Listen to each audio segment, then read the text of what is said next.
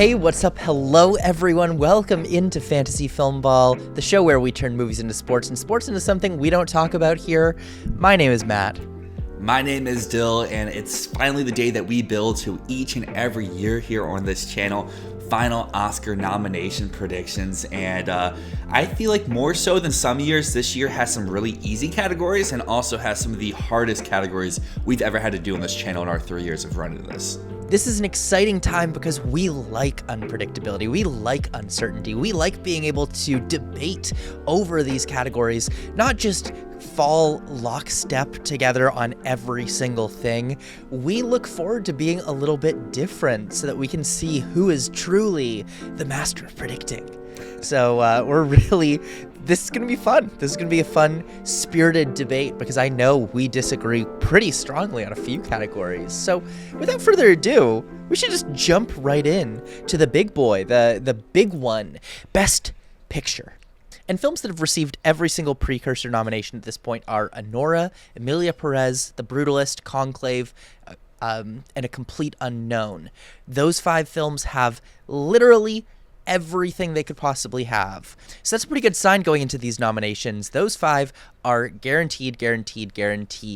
Then we also have Wicked, Dune, and The Substance, which have all done very, very well, but have missed a few places here or there. But I'd say that those 3 are also pretty much as locked as can be.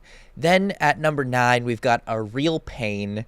This one has the PGA and the Golden Globe, and also with a locked up supporting actor win and a screenplay nomination.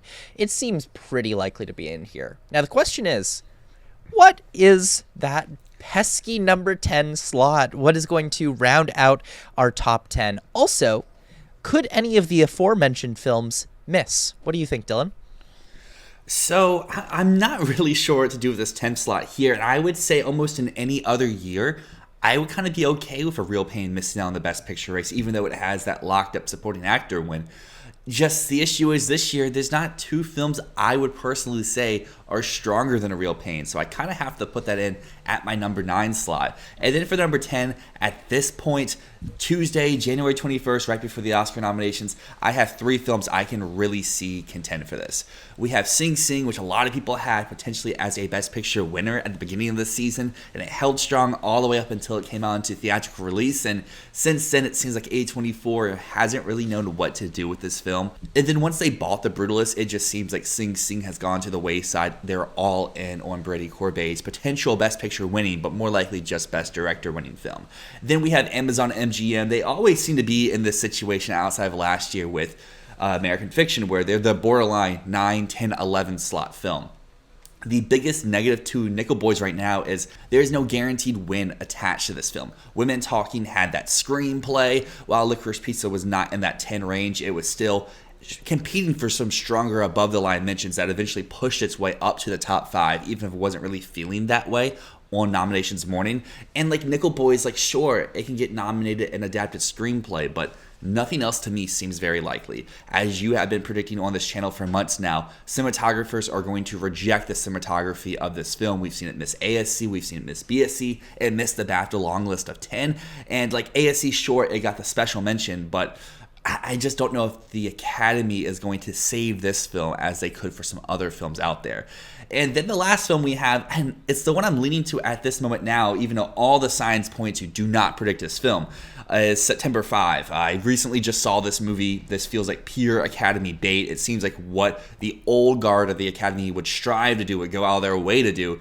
My biggest issue here was September 5, and I would say even more so than Nickel Boys, even more so than Sing Sing, is have people seen this movie? And I think if they have seen the movie, at least enough of them to make them the 10th slot, I think it gets in. I'm just not sure has enough people seen this film and are as open and as loving of this film to push it in, because the round up this long ramble here about the 10th slot is all these films don't have really a glaring positive. Like sure, Sing Sing has Coleman Domingo. September 5 has the more skewing to the older guard. Nickel Boys has being the main push from Amazon MGM. but they all have so many negatives working against each other, missing at places they really should not have missed at, underperforming almost everywhere throughout award season. September 5 only has the PGA and one random Sound Guild nomination. Nickel Boys got the Golden Globe and the Critics' Choice, but has done nothing since then. And Sing Sing has Critics' Choice, but missed Globe, missed BAFTA Long List, and missed SAG Ensemble. So, like, I'm just not sure which negative is the biggest negative to me. Yeah, it really is a game of, like, who has the least against it at this point. I do, just to go back to an earlier question, I do feel like the top 9 is pretty locked. I don't think we're going to see A Real Pain miss. That said, A Real Pain is vulnerable. I think The Substance is pretty locked. It's more vulnerable than people think. There is a possibility that we get something crazy and that misses, but I don't think that's even worth considering at this point. Substance is just in. So yeah, that number 10, I'm going with Nickel Boys. The reason being, your friend and mine, Ryan Castleman, the king of Oscar science, he lined it out perfectly in his video. This is doing the best in terms of that 10th slot with its Golden Globe nomination, with the fact that it has writing nominations coming from multiple places. This one does have more going in its favor at this point than some of these other films. And, you know, hypothetically, I can see a package come together for it.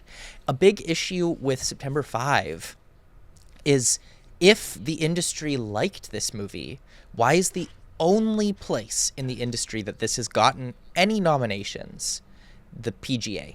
That's the only. It didn't get a single other guild. It didn't get the ACE Eddie, despite the fact that it's been picking up editing nominations. It didn't get a single guild anywhere except for PGA. And we have to keep in mind, PGA, they also nominated the October 7th documentary, We Will Dance Again, as part of their lineup. It is very clear where the sympathies of the PGA lie. And so a film like September 5th automatically has a little bit more of a boost because there has been that whole reasoning of why September 5 has been gaining traction this award season, because of the so-called importance of the story and the importance of this film. So it being at PGA doesn't surprise me, and it doesn't make me feel like this could make it in.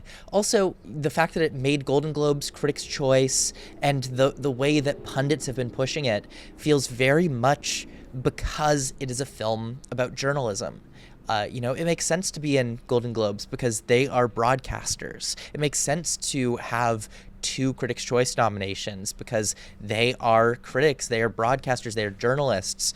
Doing a movie about journalism makes sense for them. So I'm just looking at the nominations that it has and rationalizing why does it have those nominations. And it makes so much sense why it has those nominations. But the industry has not came out to support this film or came out to rally around it. And beyond picture, what other nominations can this get? Right? Like, it's not getting an acting nomination. It could get screenplay, but if it would have gotten screenplay, it would have gotten screenplay literally anywhere else. But it really hasn't, outside of like a Critics' Choice nomination, which is fake.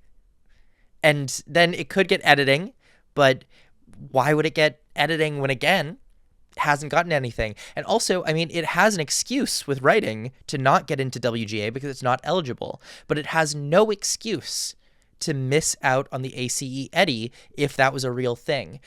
Frankly, I think that there is a chance that this gets into Best Picture, like at the Golden Globes, with no other nominations.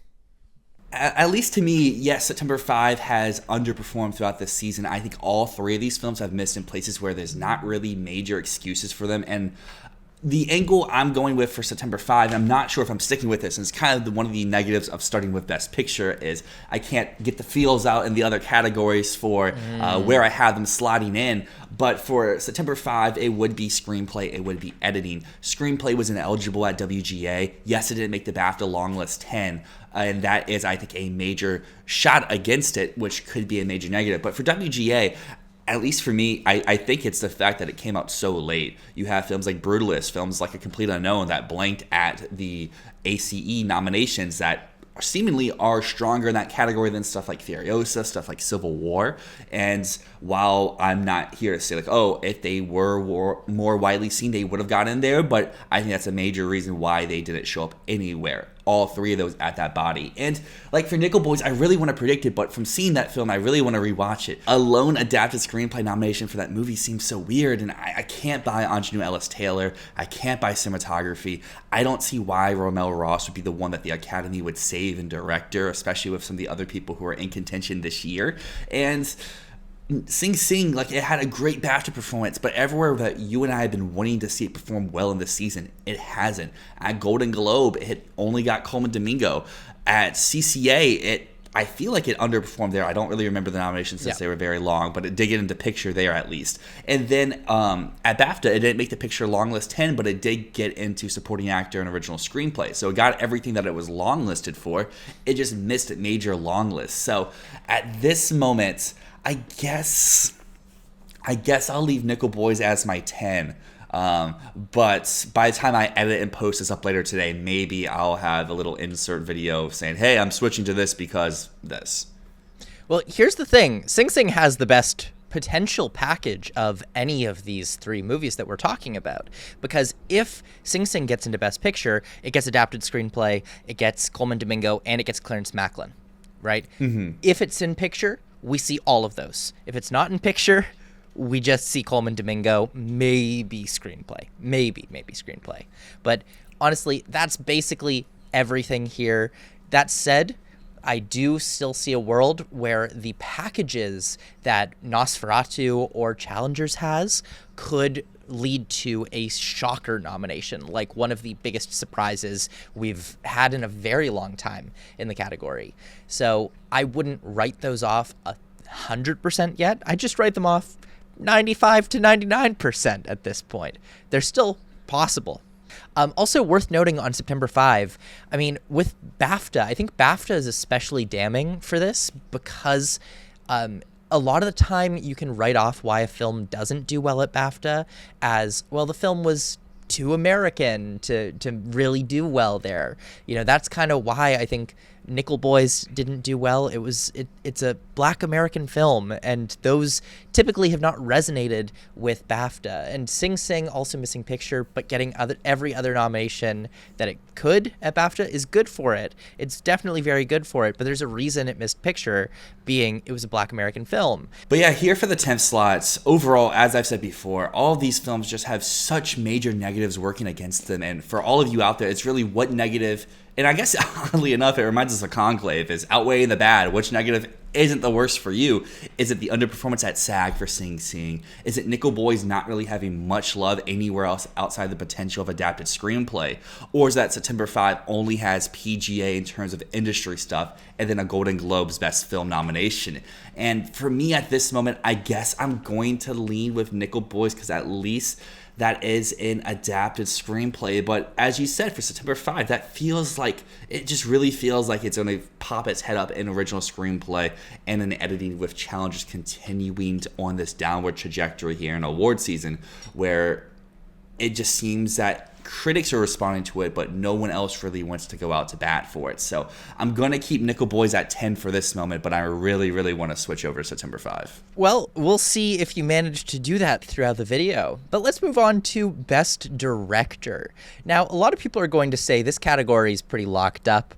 I am going to disagree. But that said, we have 4 directors who have made every single precursor. That is Brady Corbet for The Brutalist, Jacques Audiard for Emilia Perez, Sean Baker for Anora, and Edward Berger for Conclave. All of them have BAFTA, the Directors Guild of America, Golden Globe, and the Critics' Choice nomination. That is a deadly, deadly combo. But I'm not predicting one of those 4 because Edward Berger, to me right now, I'm feeling a little snub brewing, and it might be silly to predict this, but I'm seeing Edward Berger for Conclave the same way that I feel like what happened with Martin McDonagh for 3 Billboards Outside Ebbing, Missouri. I'm seeing it the same way that Bradley Cooper for A Star Is Born. Those are the last two nominees.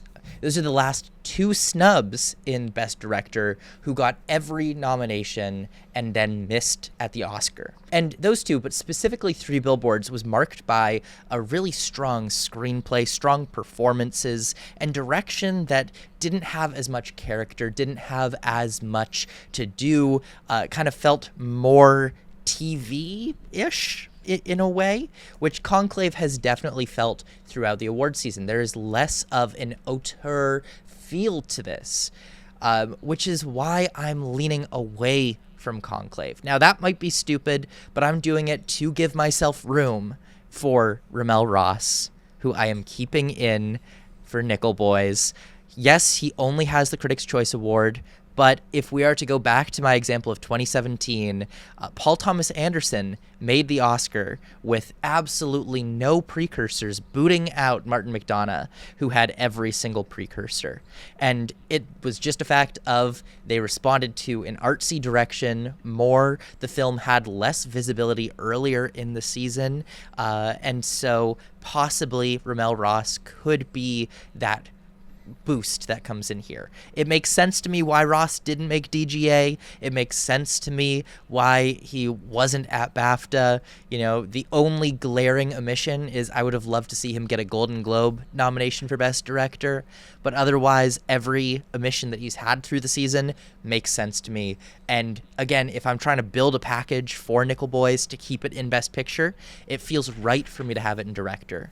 And then I also have Coralie Farja, who's my number 4. She has BAFTA, she has Golden Globe, she has Critics' Choice. She looks really, really strong here. That said, I'm not going to count out the possibility of a snub here. There is definitely a possibility that she does not make it.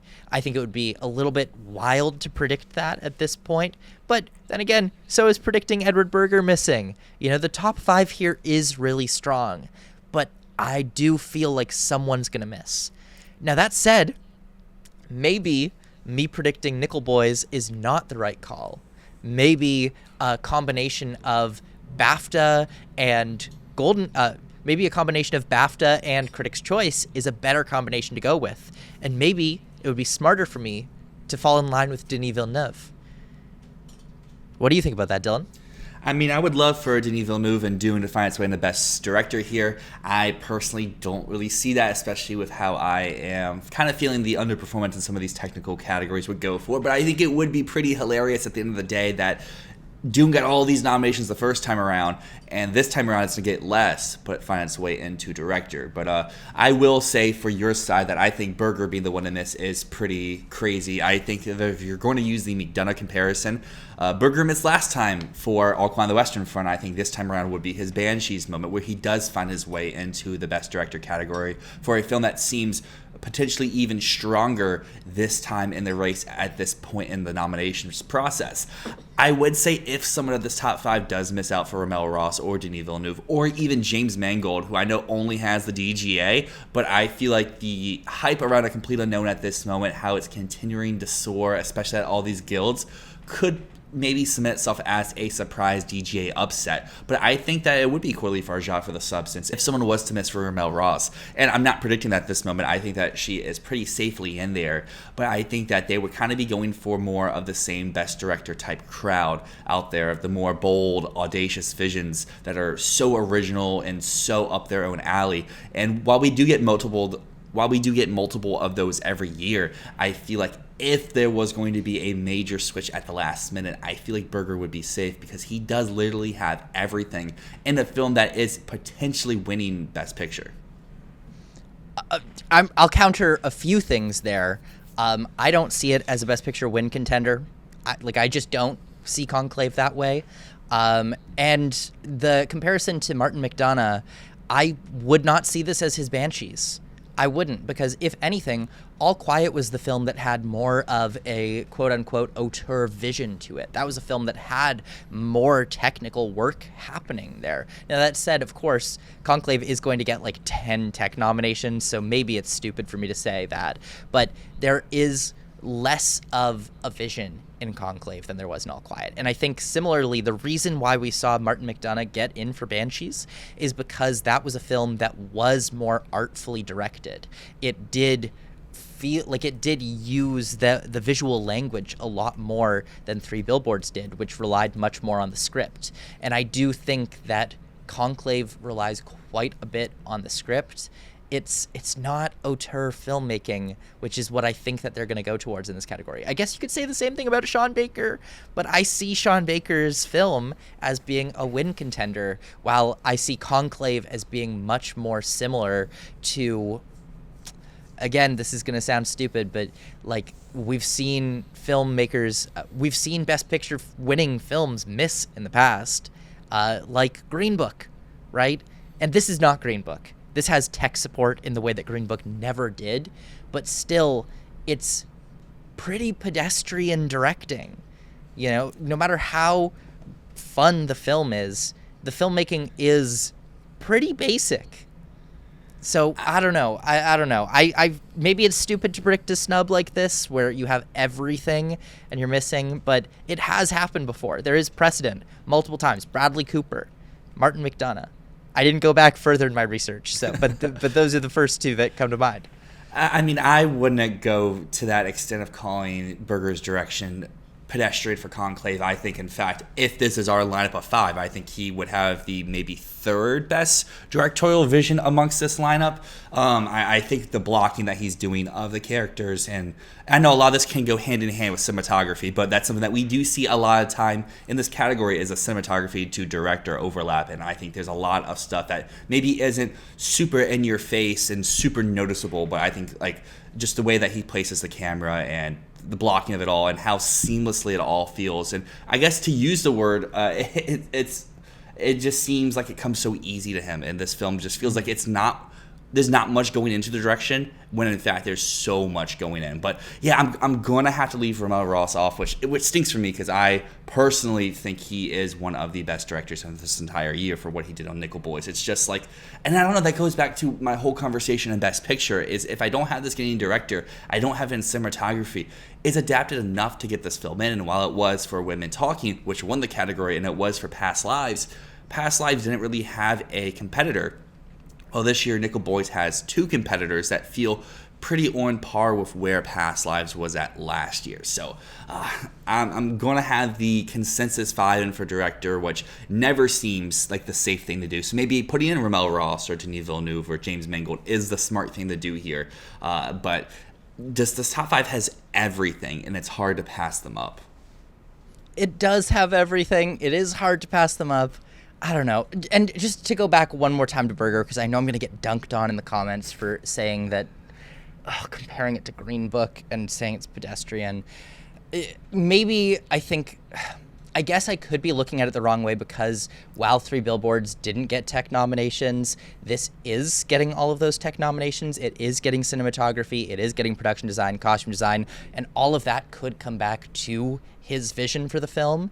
So I guess if I'm wrong, that's where I'd look to be like, okay, well, it was getting all of those nominations, and they're going to say that the director is responsible for all of that. I guess with that comparison there, McDonagh wrote and directed Three Billboards, while Berger is just directing Conclave. So they may have saw it, and I know people don't vote that way, but they may have saw it as, hey, we have you in screenplay, we don't really need you in director. But I think Conclave... I think Conclave is stronger than A Star Is Born, I guess, to backtrack on that comparison a little bit. And I still think that the race is Conclave versus the winner of original versus the winner of director, which I think director is Brutalist and screenplay is Honora at this moment. I still think those are our race for Best Picture, with the potential of Emilia Perez to surprise in one of those 3 categories, or one of those 2 categories. We'll have to see. But moving away from Best Director, that is going to move us into Best Lead Actress, where there seems to be a consensus top 4. These 4 women have gotten in everywhere. Mikey Madsen for Honora, Cara Sofia Gascon for Emilia Perez, Demi Moore for The Substance, Cynthia Erivo for Wicked. And that fifth slot is where everything really starts to open up. You have the Golden Globe drama winner of Fernanda Torres for I'm Still Here. You have the BAFTA nominee and the sweeper of the trifecta, Marianne Jean-Baptiste for Hard Truths.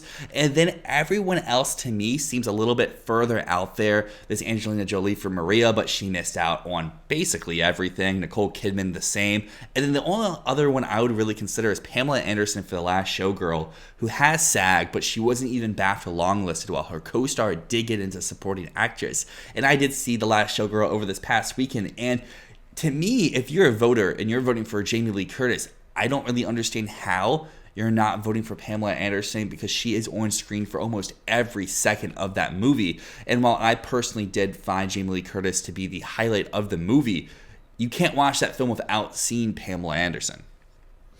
Well, yeah, that's why I do have Pamela Anderson in, Cool. because Jamie Lee Curtis has been boosting. But you know what, Dylan? What am I going to say here?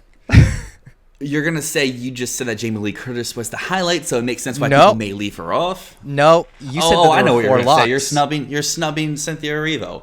I'm snubbing Cynthia Erivo. Get no outta guts, here. no glory, baby. Get outta here. I am going for, look, every single year for the past, I think since 2018, there might have been one year where it didn't happen. But every year we get someone who looks undeniably safe and doesn't make it in at the end.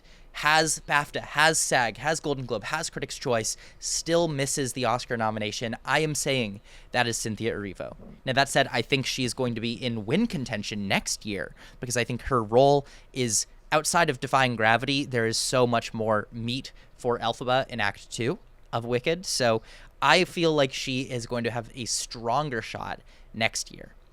But that said, I do have her out this year. I do not have Cynthia Erivo getting a nomination. I have her following in the footsteps of Margot Robbie in Barbie, of Viola Davis in The Woman King. I have her following in the footsteps of Katrina Balfe for Belfast, or Timothée Chalamet for Beautiful Boy. People who got every single nomination and then just missed at the very end of the day. So instead, I think Fernanda Torres has been really peaking at the right time. She has the Golden Globe. There have only been two women in all of Golden Globe history who have won Golden Globe drama and missed the acting nomination in the end. And both of them have a really goddamn good reason. One of them being Kate Winslet, who was nominated for a different film in Best Actress. And one of them being a three-way tie where the other two winners did get the nomination. So Golden Globe drama for actress, that is infallible. This would be the first time that someone just missed without another reason to miss. And then, like you said, Pamela Anderson, if people are watching The Last Showgirl for Jamie Lee Curtis, if Jamie Lee Curtis's campaign is working, they're watching it and they're going to vote for both of them.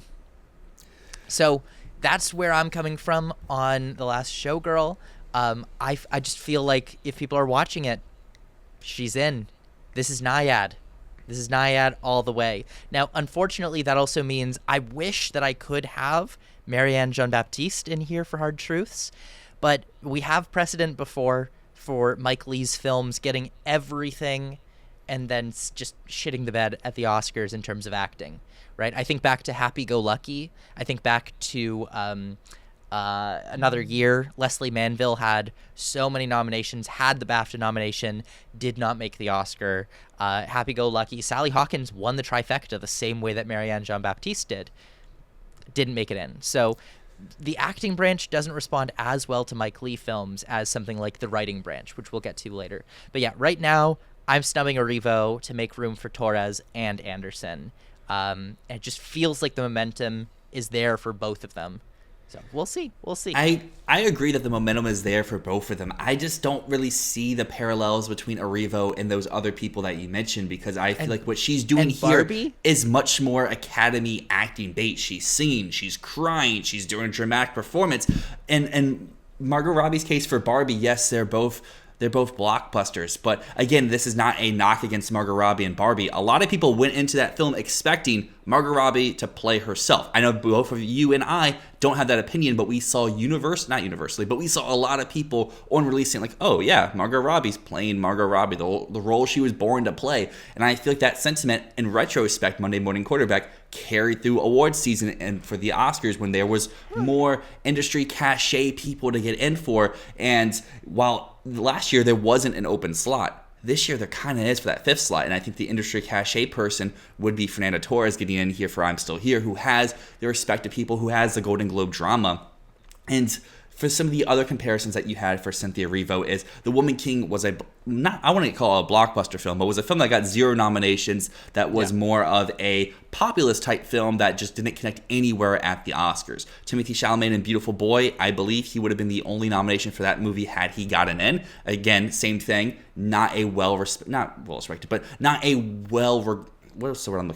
a multi-nomination film. And then for Katrina Balfour, Belfast, like, yes, she's probably the most apt comparison because it was a Best Picture film, a film that won an Oscar, but they ultimately went with another actress inside that same film. And then the only other one out there that we talked about was Lady Gaga and House of Gucci, which House of Gucci was a film that was pretty panned both commercially and both critically. Wicked seems to be a much stronger film than all of those outside of maybe Barbie, but I think what Erivo is doing inside this film is much more Academy friendly, much more well regarded than what Robbie was doing inside of Barbie last year. I could be ultimately wrong at the end of the day, but I would honestly have Erivo at number 3 in my list of people, but I think the top 4 is all pretty safe for nomination. But I do have Fernanda Torres at my 5 for the Globe stat. But stats are meant to be broken, and I can't help but feel like she won this award because all the strong people were in the other category. And had Erivo, had Gascon, had Madison, had Demi Moore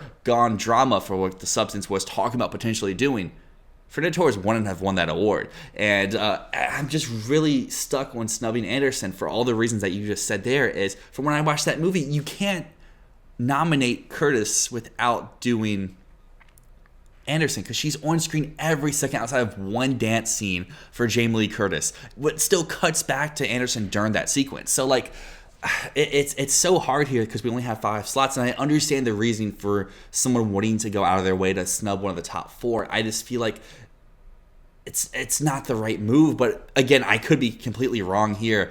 It's just like I don't really know who to do between Torres and. I don't know who to do here between Torres and Anderson, because, like, yes, Torres has the Globe stat, but Anderson has, I feel like, the more momentum at this moment, because we did have a little bit of campaigning axed away. Torres was going to have a few TV slots. Jamie Lee Curtis is still doing campaigning virtually, which I don't really see I'm Still Here doing, but it is Sony Pictures Classics, and Sony Pictures Classics, they work behind the scenes. Well, Sony Pictures Classics they're doing what they always do, which is the classic last-minute, incredibly effective push. Right, this is what happened for Penelope Cruz, except this is bigger than what happened for Penelope Cruz because Fernanda Torres won the Golden Globe. Penelope Cruz didn't have that. It was just a last minute, like, oh, let's just get her in. We got to get her in. And you know, it's the same thing that we see every time Sony Pictures Classics has a movie in the race. They just push at the last minute, and they get those nominations. So Fernanda Torres, I think, is doing great. Now, no matter what happens regarding Erivo, no matter what happens, it's all Monday Morning Quarterback, because everything that you said about Margot Robbie and Barbie, we wouldn't be saying if she had got the nomination. She got everything she needed, and if she got everything we needed, and if she got the Oscar nomination, we'd say, yeah, well, all the signs were in front of us. And, you know, the same could be said for Erivo. And if Erivo were to miss, or if any of the top 4 were to miss, we'd be making up excuses saying, oh, well, the signs were there. This is what we could have seen. But the fact of the matter is the signs weren't there for Margot Robbie. Mm-hmm. You know, there was no sign saying she was going to miss for that. And it's the same for Erivo. I'm just going out on a limb because I see a pattern. Someone misses who has all of the precursors, and I just think Erivo is the weakest of everyone who has all of those precursors across all of the categories. So that's where I'm coming from. I just feel like there's so much momentum for I'm Still Here, for The Last Showgirl at this 11th hour, and that's why I'm leaning towards those. I could totally be wrong, but look, I mean, I don't know what slot 5's going to be. Fernanda Torres, Pamela Anderson. I feel like at least one of those are going to get in. And so, you know, it's the I might as well again. put both. Yeah. It's the director debate. I'm just doing 2, and I'm doing a random surprise snub that I think is very possible, and we'll see, you know. Maybe I'm wrong. Maybe I'm one of the only people that gets right in this category. Who knows? Who knows? Well, now let's move over to the flip side of Best Leading Actor. And again, just like Actress, we have 4 people who have gotten everything so far. Adrian Brody for The Brutalist, Timothée Chalamet for A Complete Unknown, Ray Fiennes for Conclave, and Coleman Domingo for Sing Sing. Then our 5th slot, you really have 3 options here. You have Daniel Craig for Queer. He has everything except the BAFTA. You have Hugh Grant for Heretic, who has everything except for SAG. And then you have Sebastian Stan for The Apprentice, who has Golden Globe and the BAFTA. And at least looking at that, hearing what I said, everyone's like, well, you're going to go with one between Craig and Hugh Grant, right? But I think we're both going with Sebastian Stan. We are both going with Sebastian Stan. Now, look, Daniel Craig is British. He had home field territory at the BAFTAs. He has no excuse to miss. No excuse to miss the BAFTA. Like, that is a ridiculous mix. In a field of 6... not making it in, that's crazy. And, you know, you could write off his success at SAG to alphabet bias. People keep doing that. They keep saying alphabet bias for, like, random things to justify whatever they want. But, you know, Daniel Craig making it in, it couldn't be alphabet bias, could it? You know? Like, so it makes sense for him to be in SAG. Hugh Grant, he's had a great run, better than either of us ever would have expected. And he could totally be a surprise nomination here, but I'm leaning most towards Sebastian Stan because he has that international support.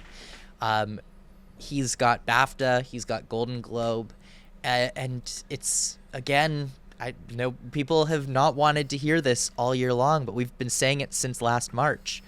The Apprentice is a movie of the moment. It's a film that people are seeing reflected in the world around them, especially during the voting period. So honestly, it feels strong. Now, the biggest thing against Sebastian Stan is a vote split, because he also has A Different Man. And if some people love Sebastian Stan's year and they vote for A Different Man instead, that siphons votes away from The Apprentice, unless they're putting both into their top 5. But I'm going to be honest, I don't think many people are watching A Different Man. Even in his speech at the Golden Globes, he talked as much about The Apprentice as he talked about the movie that he won for. So, like, they know what they're campaigning for. They know what they're doing. Yeah. And so at this moment, I think it's the vote split is less of a concern for me. But if Sebastian Stan does miss, I do think it is the effect of a vote split. I talked a little bit about this in our Discord, which you can join the link down below, but how I see this going out is 3 separate ways for Sebastian Stan this season. It's 1, him and Jeremy Strong get in. I know they both didn't get in at SAG, but I think that will happen here at the Academy.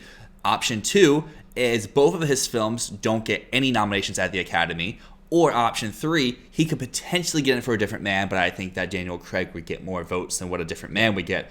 But the A Different Man makeup gets in but A Different Man gets in for makeup while both Apprentice boys miss out in the acting categories. Because I think that while yes, you can say there's no correlation between Jeremy Strong and makeup, I think it goes to just how many people are watching A Different Man. And I feel like people who would vote for Sebastian Stan would also vote for Jeremy Strong. And people who aren't receptive to The Apprentice at all, I don't think really would put Jeremy Strong in there on his own.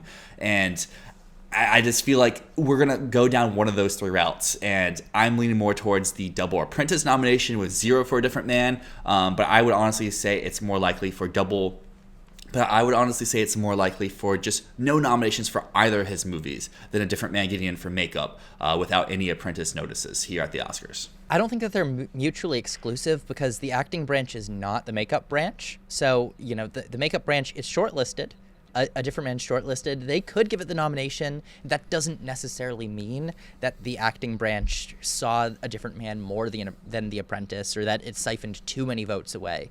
But yeah, whatever happens here, if Craig or Grant gets in over Sebastian Stan, I will chalk it up entirely to a vote split. That's what I've felt. I feel like at every award this season, I do think Sebastian Stan would have been in if he didn't have a second movie pulling votes away.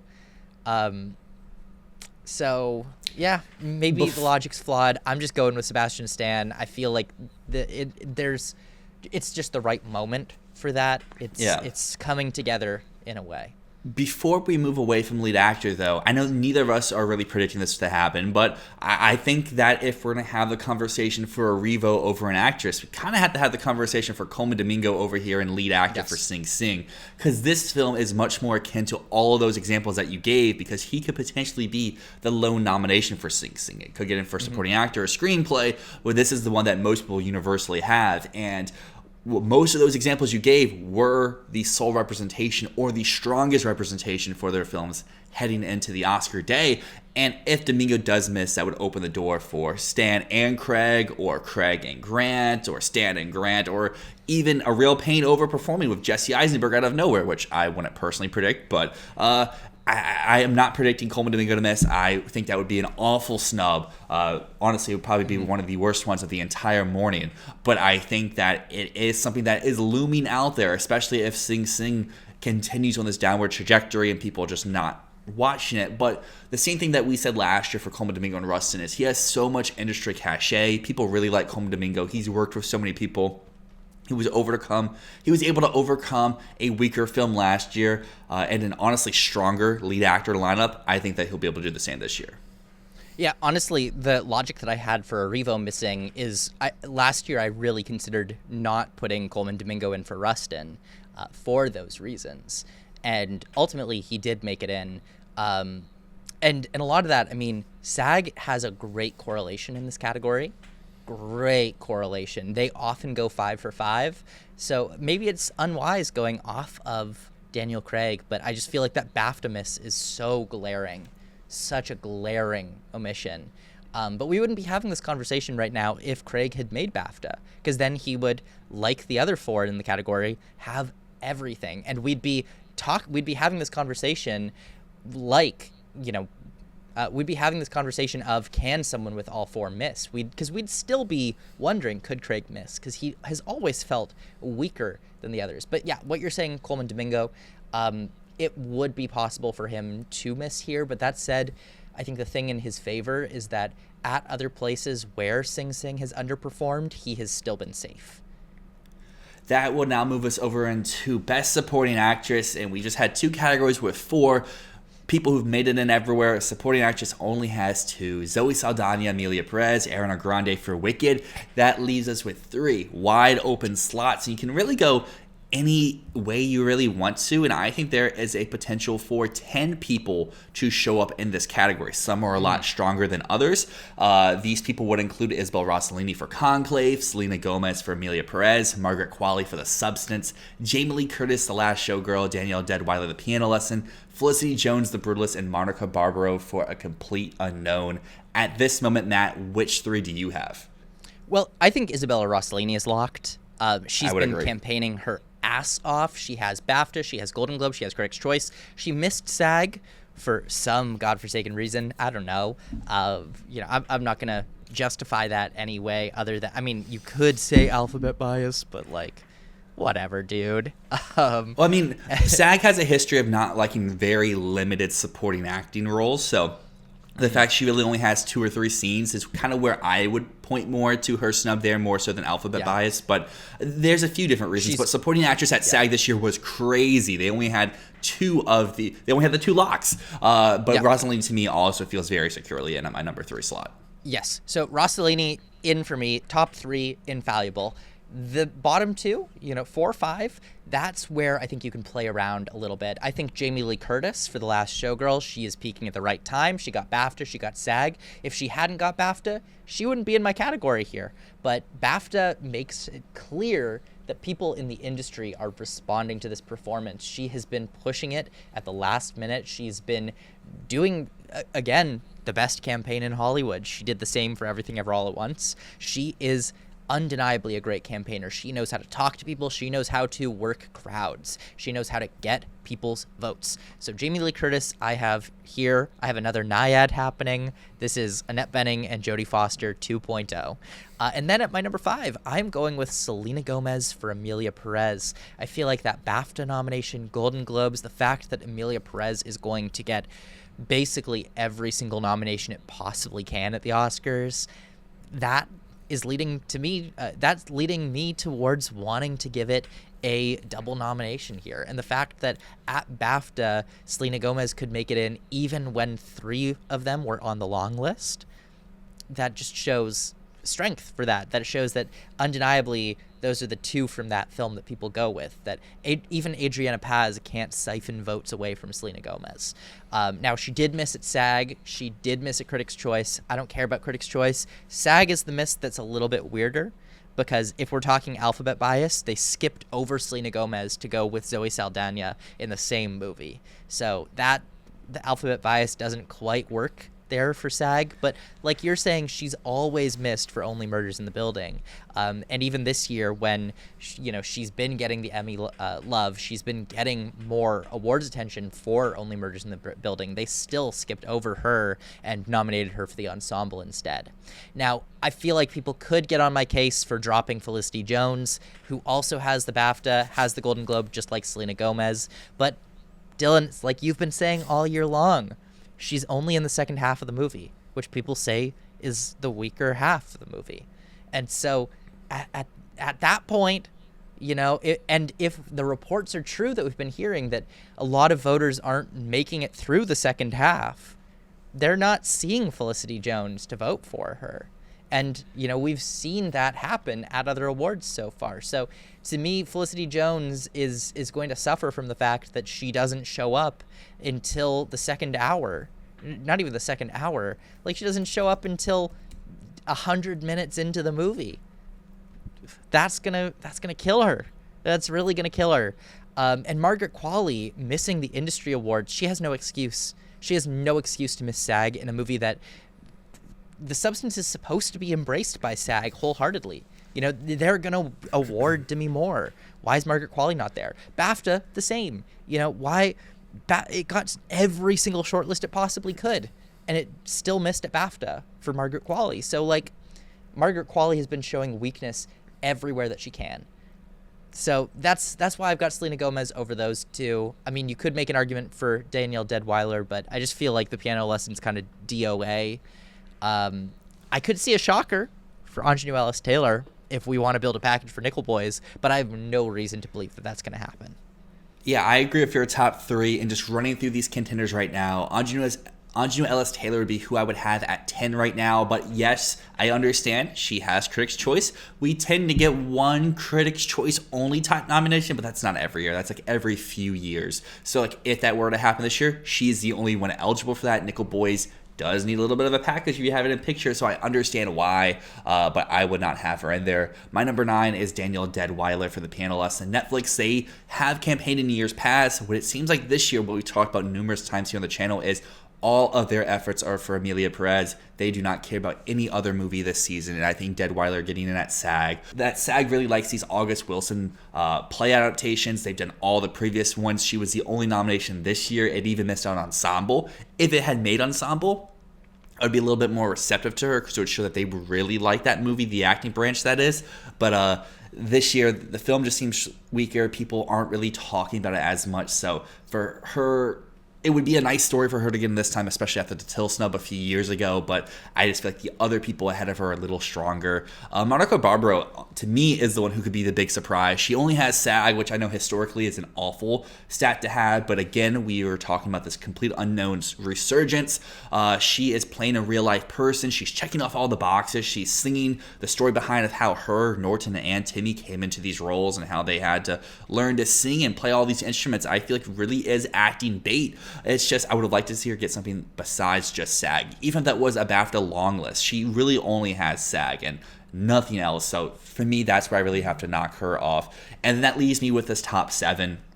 For Felicity Jones, it's this feeling I've had all year. Brutalist can't get every nomination. She is the easiest one to knock off of the bunch.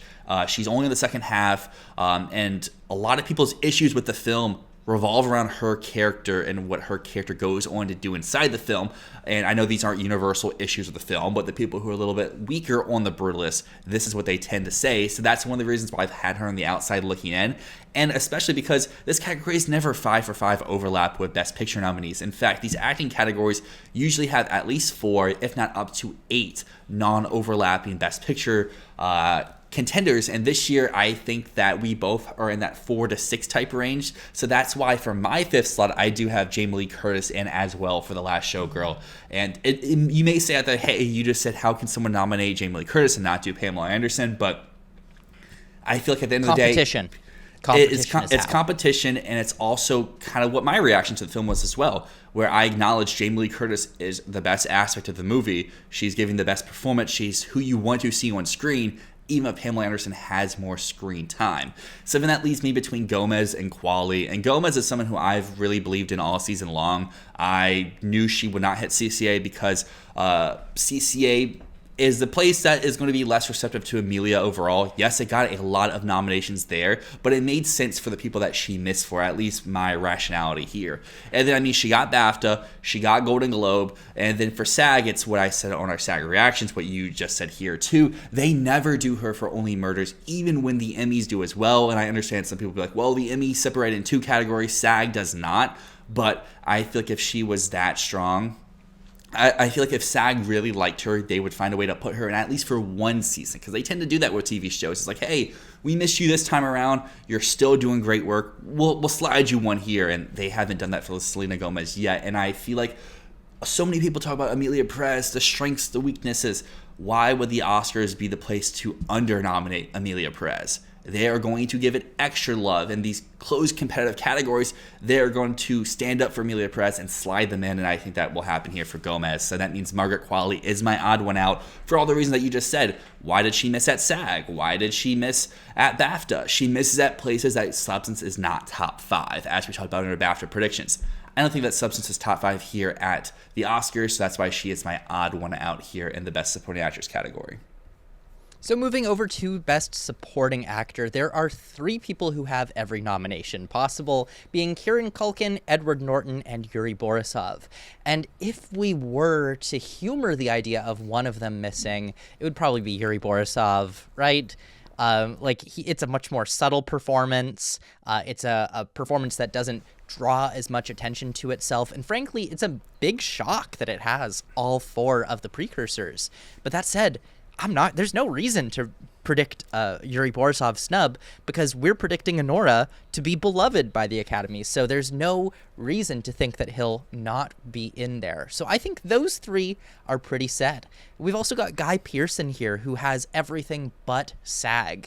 And I think Guy Pearce is pretty locked as well. He is extremely showy. He is in almost all of The Brutalist, so that really helps him, unlike Felicity Jones.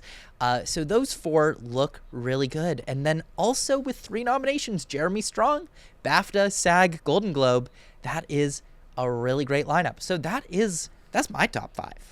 But we do have to acknowledge the possibility Clarence Macklin is lurking right on the outside. He has BAFTA, he has CCA, and he could knock out one of these 5.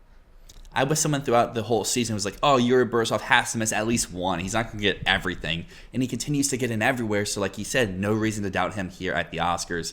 And Guy Pearce missing at SAG was crazy because, again, going back to Felicity Jones, I don't want to just dunk on her performance this whole time around. But when people leave the Brutalist, they talk about Pearce, they talk about Brody, they talk about the direction. They aren't really talking about Jones as often, so I think that is something that helps Pearce here to cement him into this top 4.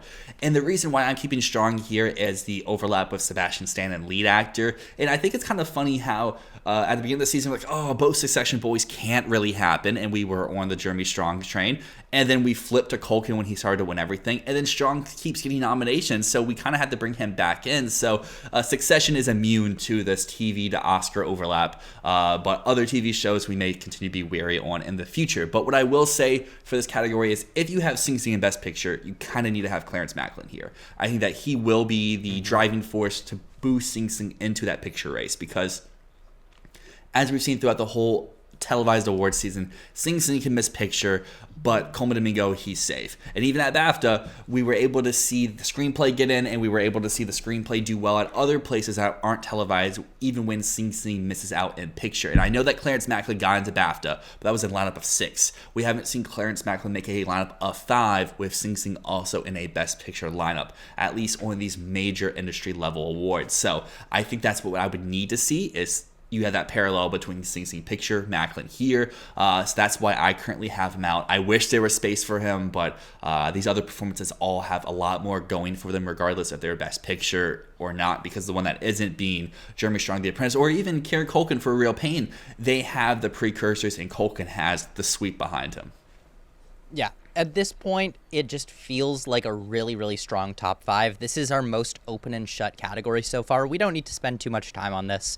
I think it's just these 5, but it's possible that Clarence Macklin snubs Yuri Borisov, snubs Jeremy Strong. It's possible that Denzel Washington might do the same, but it's not worth predicting that, I think, at this point. Yeah, I mean, as Denzel's strongest soldier, SAG was the death of him. He couldn't even make a SAG lineup, and SAG is a place. I know people can be like, alphabet bias, alphabet bias. I think alphabet bias only works if you're a borderline type contender. So I think that if he was strong enough for this nomination, SAG would not be the place to overlook him. But that will now move us over into our screenplay categories. We'll start off on the original side where, again, going back to these lead acting performances, I feel like these kind of have a very strong top 4, and it's an open 5th slot. There's Anora, The Substance, A Real Pain, and The Brutalist. I don't really see a case to snub any of these 4. No. I think they're all pretty locked in, especially because they all seem destined for a Best Picture nomination. And that 5th slot, you could have challengers, which I know I've personally had all season long. You could have September 5 coming in here at the very last moment. Or I guess you could go for some Mike Lee love of Hard Truths, but everything else seems a little bit too far-fetched, at least with the way this race is shaking up at this moment. Yes, so I'm going to make my case for Hard Truths here because I do have Hard Truths in. I know it missed the BAFTA long list, but shut up. I don't care. I don't care. I will fight for this. Maybe it's a stupid option to go with, but look, I believe in it. Mike Lee's scripts regularly miss everywhere and then make the Oscars. So if you look back to the 2 recent examples, they're not even recent anymore. They're 15 years old. But outside of Peter Liu and Mr. Turner, neither of which were screenplay movies, Mike Lee really hasn't been doing much recently. But in 2010, Another Year made BAFTA for acting, and British film did not get a Best Picture nomination there, did not get a screenplay nomination. Its only other nomination that it had was a Critics' Choice Award for screenplay. And in 2010, the Critics' Choice Award was not what it is now. And, you know, Critics' Choice was not a precursor at that point. So it had nothing. And it got a screenplay nomination at the Oscars. Likewise, Happy Go Lucky, it got completely snubbed at BAFTA. Didn't get a single nomination, didn't even get Best British Film at the BAFTAs. Sally Hawkins swept the trifecta. There was the momentum behind that, and it ended up getting an original screenplay nomination, despite not getting a screenplay nomination anywhere else. Now, I guess granted, you could say that Happy Go Lucky did have Golden Globe for Best Comedy Musical as a nomination going behind it, but still not a single nomination for screenplay through the entire season, still made it in. So I'm using Happy Go Lucky, I'm using Another Year, both of which got no screenplay nominations, as justification to me saying this branch loves Mike Lee, Hard Truths has some buzz behind it, and that's why I'm going for it. This is no guts, no glory. You could easily go for September 5, which is stronger in picture. You could easily go for Challengers, which has the WGA nomination. I don't care. I'm going with Hard Truths. That is my truth. That is my hard truth, and I'm sticking with it. I'm glad that you're taking a bold swing here, because it's convincing me to backtrack a little bit and take a bold swing as well, because I would love for Challengers to get this nomination, and I think I'm going to play this opposite-wise, where I'm not going to predict Challengers, and I hope that it proves me wrong, so I can kind of be like, oh, well, I lost the prediction point, but I'm gaining the point for the nomination I would personally love to see most in this category, and I think I'm going to have original screenplay going 5 for 5 overlap for Best Picture, because I think I am going to slide in September 5 and retroactively slide into my Best Picture 10. It's just like, I understand all the negatives against this movie and how no one's been receptive to it, but this just feels like the type of film. And again, I think the death of me is going to be the fact that I just watched this movie, and because this is depicting the line of work that I do, I'm overtly receptive to it. And I just feel like it's going to be that film that just shocks on nomination morning. It's going to be that nomination that everyone's going to be so pissy about. Be like, oh my gosh, the Academy doesn't matter. They nominated this film, even though people haven't even seen the film yet. But yeah, so like, I don't know, because Hard Truths is something like, I understand all the cases that you made there, but personally would have loved to see it do a little bit stronger and have a little bit more faith in Bleecker Street, because it seems like every time I give Bleecker Street a bone besides Golda last year, they continue to let me down, whether that is at the Oscars or at any other award show. So I can't take that risk for it this year, even if you make a very compelling argument for it right there. And then Challengers has what I would need to see from it, but Challengers, as we've talked about in previous predictions and reactions episodes, continues just to not do as well as you would expect at places. Sometimes that can be missing out on editing. Sometimes it can be missing out on screenplay. Sometimes that is just its consistency of missing out in picture. And going back to the guard of the Academy, while it is becoming more international friendly, it's becoming more youth skewing, the older branch still dominates, and I think Challengers is a much more youth-skewing film, hence why people our age seem to really love it. And September 5 is a film that very much, I think, will hit for people who were alive and watch that event take place in real time. And then for people who are seeing it for the first time, this film plays like a thriller, edgier seat experience, and I think that it's going to slide in as a last-minute shocking surprise in this category and retroactively in Best Picture.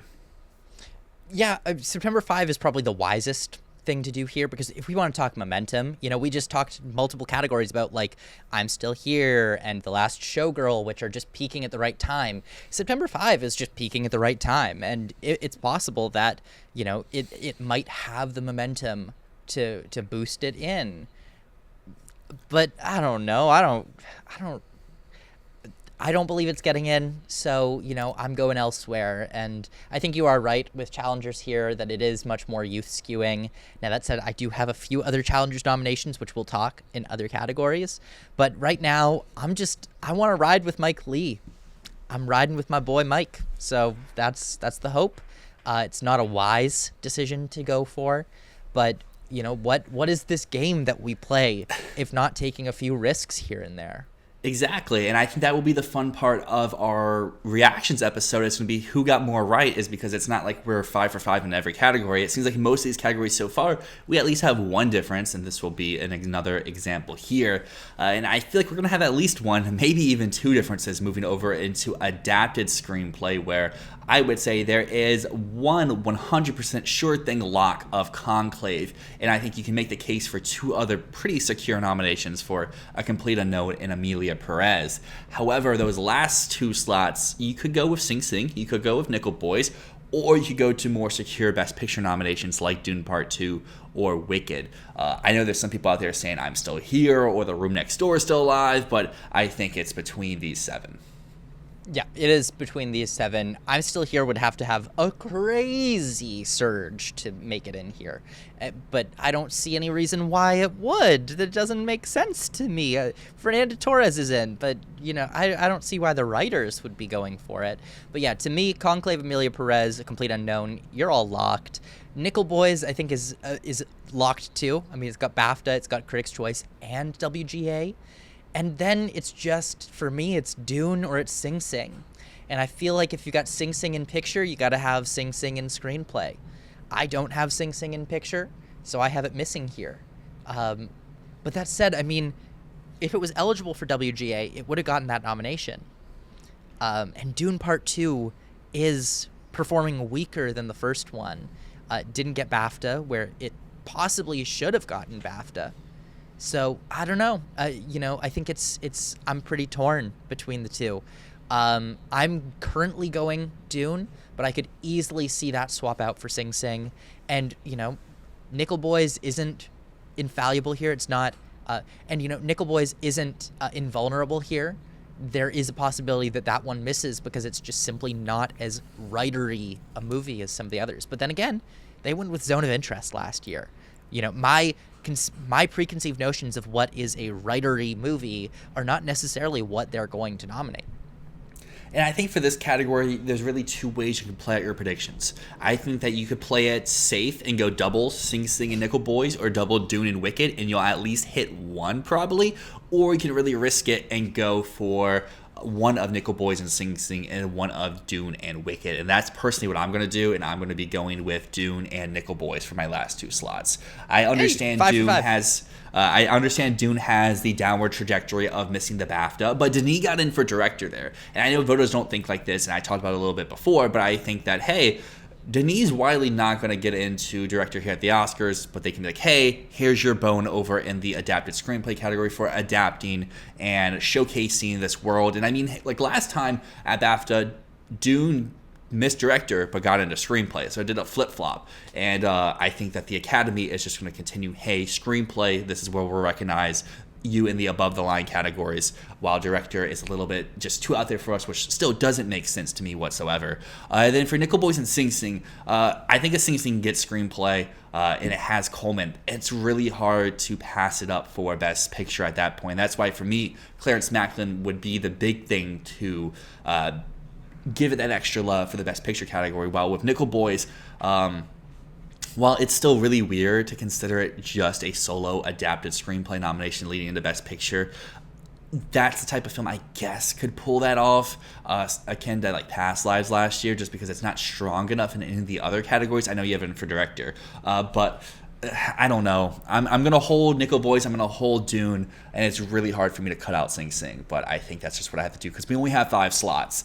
Let's move on to our next category. I think we're pretty done here, and we're going to move into those specialized categories: international, documentary, animated, and the short films. So let's start off with international feature right here.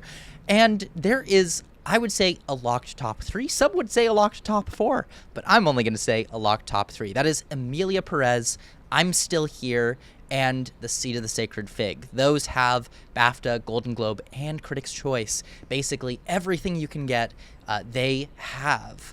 They have a ton of support.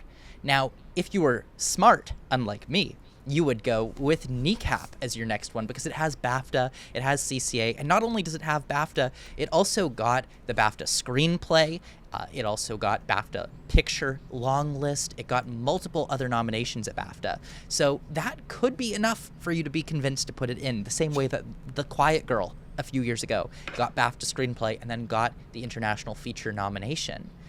I'm not going to do that, though. I'm not going to do that. Still very intelligent, but, you know, not leaning towards Kneecap. You are going to go with Flow, which has Critics' Choice, and also is potentially our frontrunner for animated feature. Or you might go with The Girl with the Needle or Vermilio, which both have the Golden Globe. You know, you wouldn't touch the films that have no precursors, would you? But that's what I'm doing. Yeah, that's what I'm doing. Because I went through this category, and every year for the past 10 years, every single year, there has been either 1, 2, or 3 eventual Best International Feature nominations that did not get nominated at BAFTA, Golden Globe, or Critics' Choice. Almost every single year. Let me just go through the category to walk it through for you. So so last year we got The Teacher's Lounge, had no other nominations. No precursors made it in. In 2022, we also had a film that had no precursor nominations, being EO. 2021, Lunana, A Yak in the Classroom, no precursor nominations. 2020, we got 2 of them that fit that. Better Days, The Man Who Sold His Skin. 2 films, no precursor nominations. 2019, we had Honeyland, no precursor nominations, and Corpus Christi, no precursor nominations. So it happens all the time. In fact, the only year where we've had no films, in fact, the only year where every single film nominated for Best International Feature have received a precursor nomination is 2018. Because before that, 2017, 2 films, no precursors. 2016, 3 films, no precursors. It happens year after year after year. So I'm looking at that and thinking, it makes no sense to load this category up with Kneecap and Flow and The Girl with the Needle and Vermilio. No. I'm going with the top 3, and then I am putting in 2 films that have no precursors, being How to Make Millions Before Grandma Dies, which has immense popularity, and is super sentimental, is the type of film that year after year gets nominations.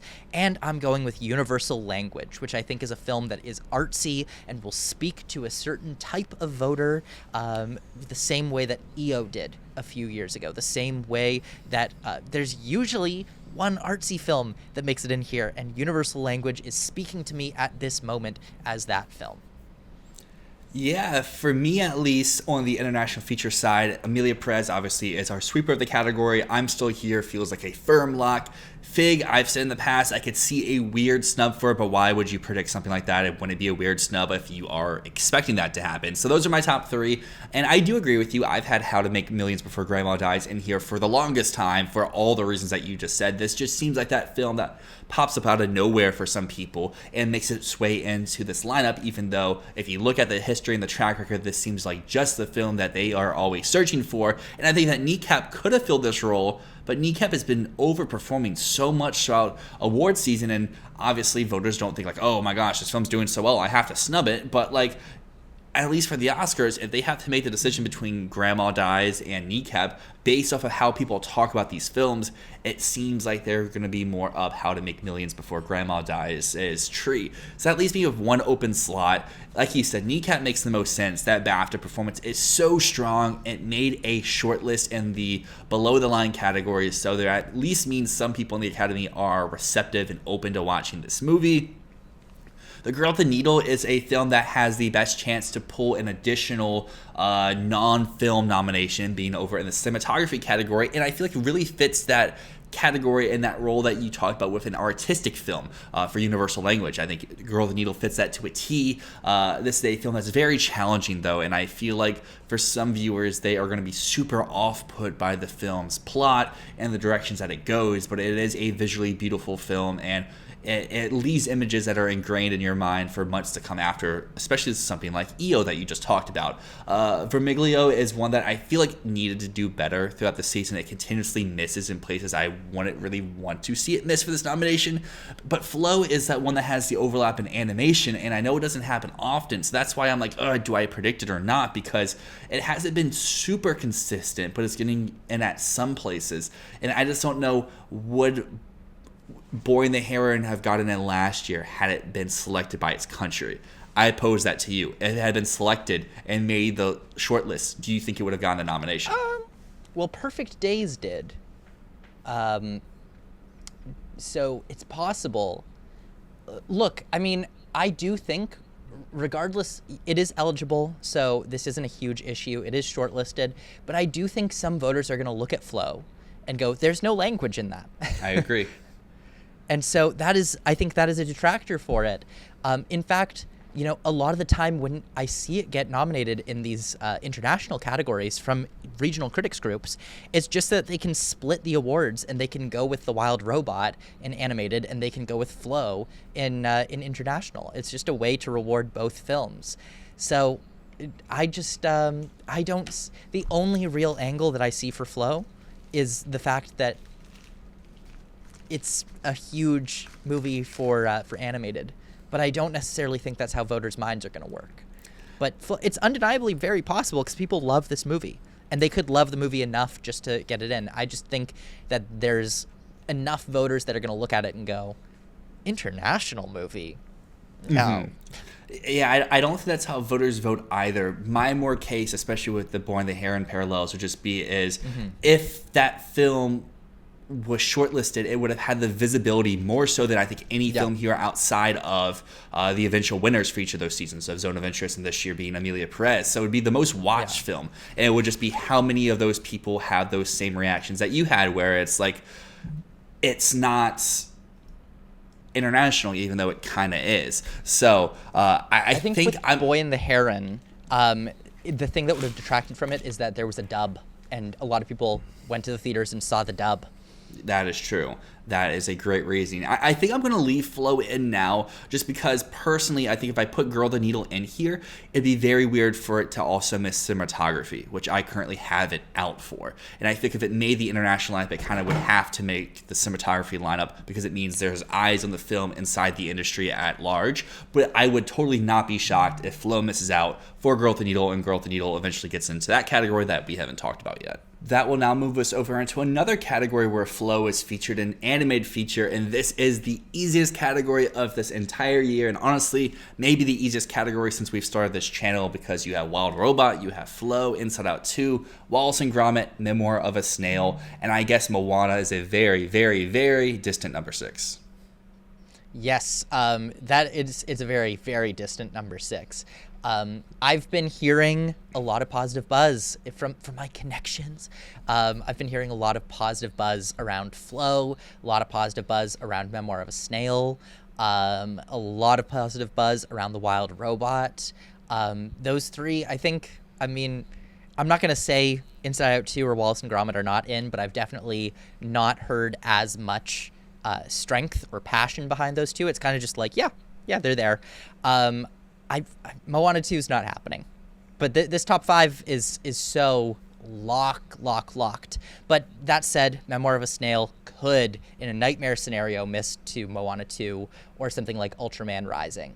But yeah, my buddy's ballot here was Flow, Memoir of a Snail, Wild Robot, Wallace and Gromit, and Chicken for Linda. So that was his ballot, and but this one I think is locked in. Inside Out 2 is there no matter what. My one voter. I see what Clayton is feeling though. Like, we criticize Clayton a lot for like, I talked to one voter and now I'm certain that certain things are happening. But it really is easy because when you talk to one voter, they're like, oh, all of my friends think this. And so it's very easy for me to hear all of my friends who are in animation are putting Flow at number 1 and want it to win and go, oh, well, Flow's winning. But that doesn't necessarily represent all 10,000 members of the Academy. It just represents this one dude and like 10 of his friends that are voters. But it can be very easy to be swayed to think, oh, Flow, Memoir of a Snail, they're so locked. They are pretty locked. We talk all about how anime this year is so easy, but every year doc is so hard. This year, is there a lock? I don't know if you can even say there is one. I think there's 2 films that seem very locky, though. 2 locks. No Other Land, Sugarcane. Sugarcane less so, but No Other Land, lock. Lock. I think the thing with No Other Land is I can see it struggle for a win, but the documentary branch, we have to keep in mind, the documentary branch is the most progressive group of voters in the Academy. They are the ones that are going to go out for a film about Palestine. They are the ones who are going to vote for something like this. So No Other Land, I feel like, has everything it needs. All the places that it's missed, it makes sense to have missed. It didn't make it into Critics' Choice. It didn't make it into PGA or DGA, but it made it into BAFTA. It made it into Cinema Eye, and it made it into the International Documentary Association. And it is the critic front runner. Basically, anywhere that makes sense to give an award to this film, it got in. But, you give this to the Academy at large, I think it's going to be a little bit trickier to get that win, to get that support, because I feel like a lot of people in the Academy membership aren't sympathetic towards this cause. But for the most part, the documentary branch is. And that's why I think that is certain. Sugarcane also has everything it needs. And very, very strong film. So I'd say those 2 are as close to locks as you can get. You could maybe toss Daughters in there, but I feel like it's shown some vulnerability with missing a few key industry documentary awards. Like, it wasn't even shortlisted for the IDA, which is a bad sign for it. But at the same time, it's gotten everything else that it needs. I guess here for the documentary category, I would also consider Black Box Diaries in that tier with Daughters, where it seems very likely. I know that you disagree, but MTV has a good track record. It's gotten a lot of stuff that you would need to get into this category. That is the one I feel like will be either a lot of people's surprising miss or a lot of people's called shot, where they say like, oh, of course this wasn't getting in. So I think that's going to be the main difference between our category here. So that's my top 4. The 5th slot, though, open stuff here. I know a lot of people are going with soundtrack to a coup d'etat. Porcelain War is one I know a lot of people like as well. There's also Will and Harper, which is super buzzy at this moment, but also seems like the obvious snub that they have every year. Yeah, I mean, I feel like BAFTA has a terrible track record here. Let me just pull up BAFTA in the past few years as a way to say, don't just predict all of the BAFTA ones. So last year, only one film nominated for BAFTA was nominated at the Oscar. The previous year, they went 4 for 5. That's not bad. 2021, they only got 2 nominations correct. 2020, they got 2 nominations correct. 2019, 2 nominations correct. 2018, 2. So you want to go 2 for BAFTA. That's how I feel. It seems like most years they get 2 correct. So I'm going No Other Land and Daughters from that lineup. I wouldn't be overly shocked to see Black Box Diaries take out Daughters, but I'm not putting all 3 in. So my lineup right now is No Other Land, Sugarcane, Porcelain War, which is the Ukraine documentary and the only film in this lineup that has PGA, like the only shortlisted film with PGA. That's crazy. And it also has a DGA nomination. So Porcelain War has industry support, just not documentary industry support. It didn't get Cinema Eye, didn't get IDA, which is not great for it.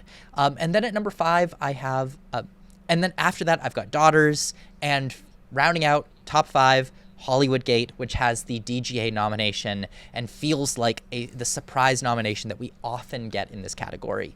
I just watched Hollywood Gate recently. It is a film about the Taliban taking over control of Afghanistan again, and it's harrowing footage. Like this filmmaker, an Egyptian filmmaker, just went and lived with the Taliban for a year and just filmed them as they were taking over the country again, and showed the extent of what the U.S. military left behind, and how much and how many weapons and how much hardware the Taliban now has because of the United States just leaving everything behind.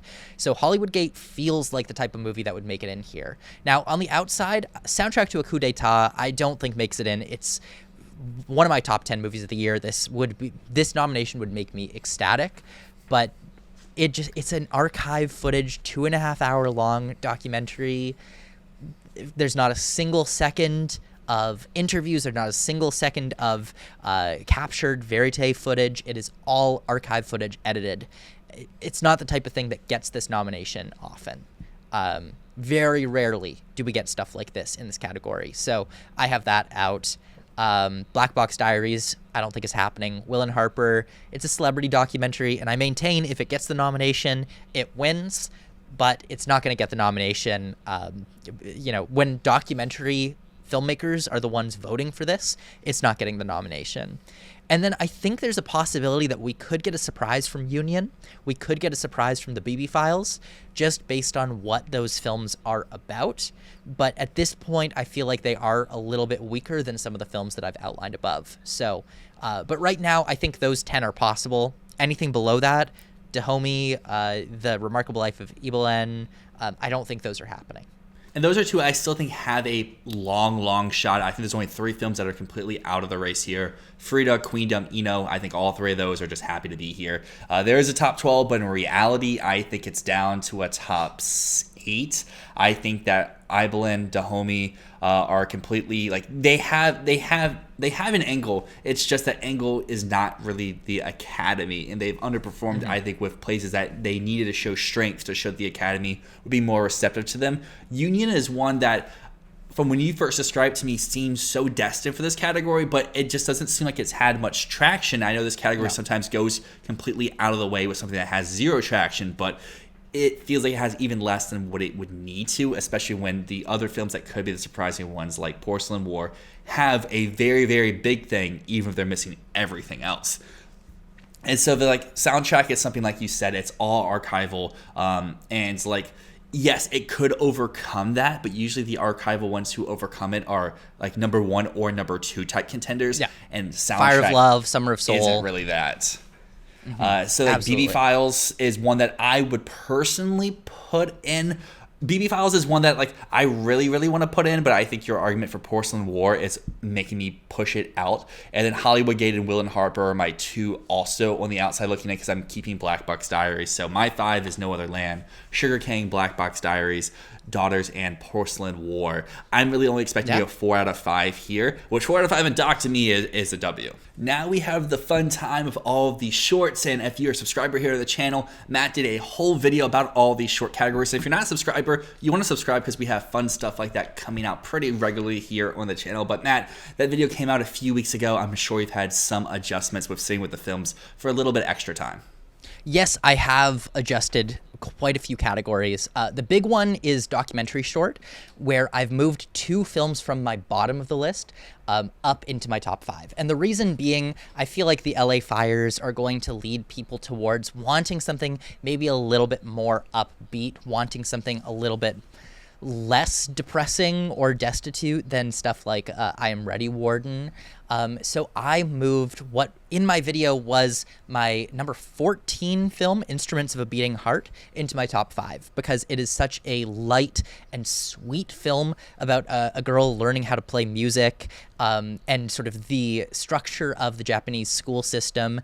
The reason that I moved this up, I noticed that this had one of the strongest scores of all of the documentaries on Letterboxd. It is one of the top-rated short films altogether on Letterboxd of the 45 shortlisted films. And I noticed that it was in my top 5, but I was discounting it as, oh, it's too insignificant. But last year, the reason that I messed up part of this category was that I felt like Island in Between and The Barber of Little Rock were too insignificant to get a nomination, and so I put them low on my list, but they both made it in. And I think Instruments of a Beating Heart, despite the fact that it isn't really about anything important, it's sweet and people like it, and I think that's enough. I also moved A Swim Lesson in because it is set in LA. It's about a regular LA guy who is just a hero in a small way in his community. Also, there's so much talk around Rashida Jones right now. One of our commenters, Chokas, he mentioned, sorry if I mispronounced that, my dude, sorry if I mispronounced that, but he correctly pointed out that A Swim Lesson, Rashida Jones is being honored quite a few places this year, and she has some extra visibility on her for Quincy Jones, her father, who just passed away recently. He's being honored with some honorary awards this year, so it's possible that extra visibility on her could help A Swim Lesson make it into this category. So I moved those 2 in. I also have still Michaela's Voice, A Letter to the World, Death by Numbers, and Incident is my top 3. But I'm rounding out that top 3 of sort of heavier topics with 2 just sweet, light films. And that's my top 5. But that said, I could still see a path for I Am Ready, Warden. I could still see a path for Once Upon a Time in Ukraine and Chasing Rue, all of which deal with some really important topics and do so in and do so in an impactful way. I just think that maybe impact isn't what this category is going to go for this year. From when I watched your video the other day, the 5 that I took away was Michaela's Voice, Death by Numbers, Incident, I Am Ready, Warden, and Chasing Rue. So I think you make a lot of great points here on revisiting them with A Swim Lesson to come in. So would you lean more towards getting rid of I Am Ready, Warden, or Chasing Rue? Because I think I'll keep 4 of the original 5 Chasing and then Rue. bring in 1. Chasing Rue doesn't have a distributor. I Am Ready, Warden is MTV Documentary Films. Okay. It is on Paramount Plus, so it has a little bit of extra visibility. So if you were to drop one of those 2, drop Chasing Rue. But the big thing with Chasing Rue is that the filmmaker has received multiple nominations in this category in the past.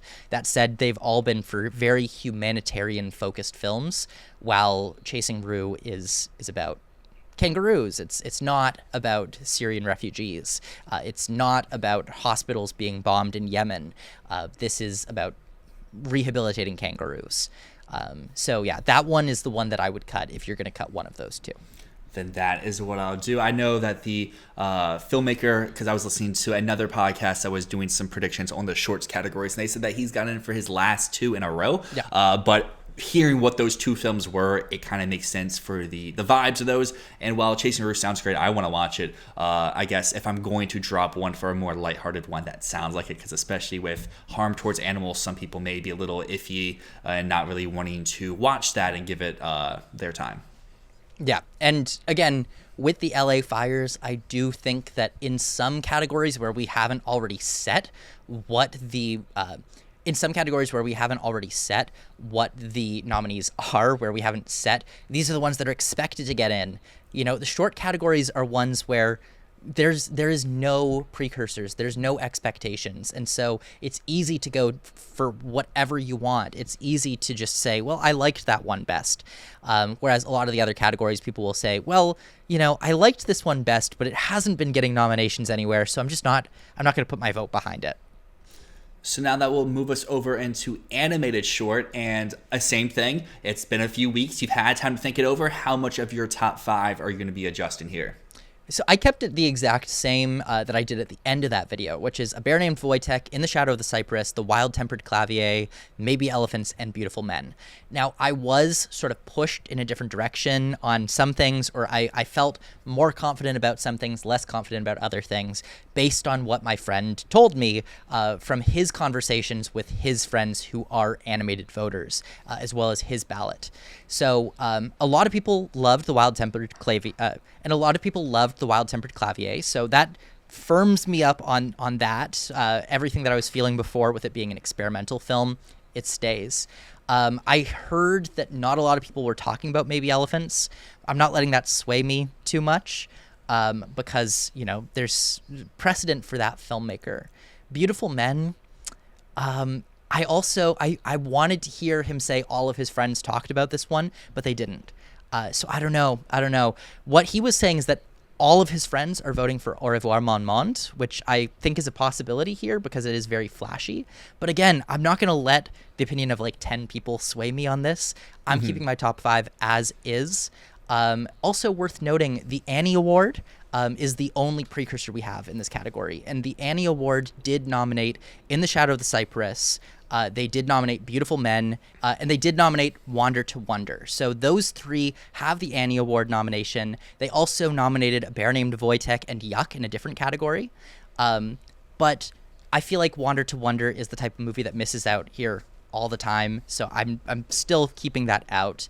So yeah, I'm keeping my category exactly the same. I am tempted to put Au revoir mon monde in, but I'm not going to do it.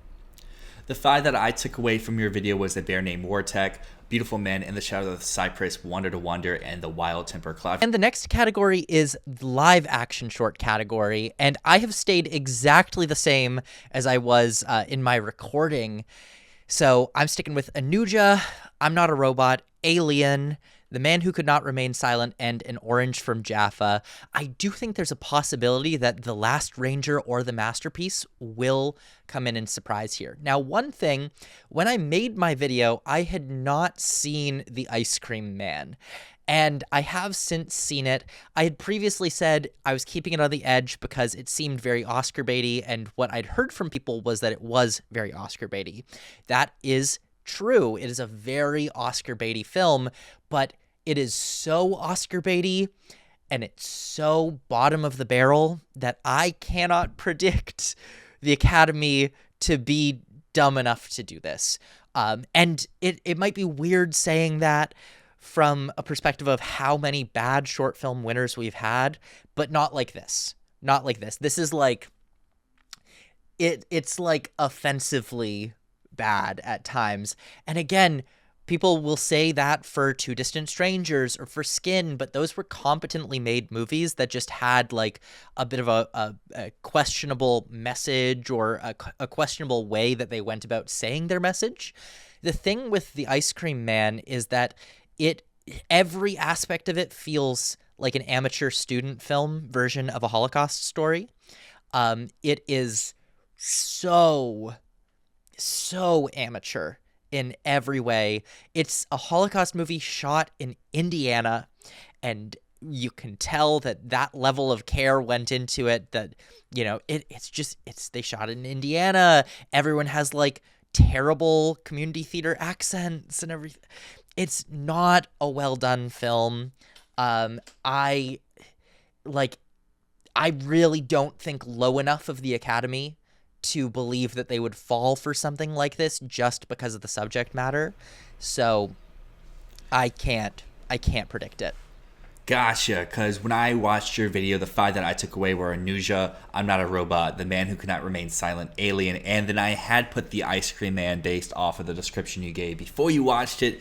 But hearing you say that, and also hearing a lot of other people's predictions out in this category, almost everyone universally has an Orange from Jaffa, which either means it's like 100% lock, or everyone's now kind of destined to get that one wrong. But that is the one I'm sliding into my 5th slot now. But I mean, I understand your reasoning from the video about celebrities, they don't really find their way in. This is more in response for Dovecoat because it does star Zoe Saldana. I think the biggest thing working for this film's favor is the fact that she is potentially winning an Oscar this very same year. Now, I don't know how much that really applies to people in the shorts category, if they really care about stuff. I know they like to gatekeep. They don't. Maybe that's even more of a reason of why to gatekeep. But I've seen out there that from some of her Q&As, even the one she's doing from Amelia, she's mentioning this film because this film is written and directed by her partners. So, like, I don't know. I think this is one that could kind of break that mold of where they typically snub the celebrities, but I'm not putting it into my 5, and I'm just going to do an Orange from Jaffa because everyone has this. So I'll just go down with the ship. Yeah, I mean, it's a 5 that I feel very, very strong about. There's a level of quality with those 5. There's also, all of them have big themes that they're talking about, or they're just memorable in a way that a lot of the others aren't. I do see a lot of people predicting The Ice Cream Man, including a lot of people who have seen it, who are just like, yeah, of course the Academy would do something like this ridiculously stupid. But at the same time, like, I just can't in good conscience believe that the Academy is dumb enough to fall for that film. Well, those were all of Matt's updated predictions here in the shorts categories, and then you hear kind of my reactions to his overall analysis that we got inside that main video. However, we are now going to hop back into the main slate of these below the line Oscar nominations, and let's kick off with film editing because this one has such a strong parallel with Best Picture. And I feel like for most people, they have consistently these top 4 of Conclave, Dune Part 2, Amelia Perez, and Anora. I've seen some people snubbing Dune or Anora or even Amelia Perez, Crazy. but to me, these 4 seem pretty solid. Yeah, these 4 are as locked as can be, in my opinion. Amelia, Anora, Dune, Conclave. Any way you order them, I don't think there's a wrong way. All 4 are in. So yeah, I feel really strong about that lineup. It's just a question. What are you doing with spot 5? Are you going with something that has a lot of precursors? Are you going with something that has Best Picture? Are you going with something that has Best Picture strength? Because really, nothing has both at this point. There's nothing that has both the precursors and the picture strength. So for me, I'm going with the precursors. And I'm going with Challengers, a film that is exceptionally well edited, a film that is currently far and away the critic frontrunner for the editing category, which does not really matter, but it did get some industry love. It did get the ACE Eddie nomination. It did get the Critics' Choice Award nomination, which again doesn't really matter. Now, Challengers did miss BAFTA. And its best comparison as a nominee would be Baby Driver, which did make the BAFTA. So maybe I'm grasping at straws, clinging on to Challengers here, but it just feels like such an editor movie. And people have really rallied behind the editing outside of BAFTA. And keep in mind, BAFTA didn't give it any nominations. They skipped it in screenplay. They skipped it, and they didn't even long list the score, right? So BAFTA just blanked Challengers all over the place. And if I'm still expecting Challengers to perform well in the music categories, it has visibility enough with the Academy that I do believe it can get into editing. Even though it's not strong in picture, it's the only film that feels like it has momentum and strength in editing. I mean, A Complete Unknown missed the ACE Eddie. It missed the BAFTA nomination for editing despite having Best Film there. It missed the Critics' Choice Award nomination. It's not performing exceptionally well with regional critics either. Again, that doesn't matter, but still it's indicating momentum, and are people talking about the editing? The Substance should have been in at BAFTA. It should have been in at BAFTA. And The Brutalist not even making the long list at BAFTA for editing is damning for that. So those are the 8 that I think are like possible. But right now, you can't convince me that A Complete Unknown, The Substance, or The Brutalist are stronger in editing than challengers. Well, you just talked about 8. The 9th film I'm assuming for you is my number 5, being September 5.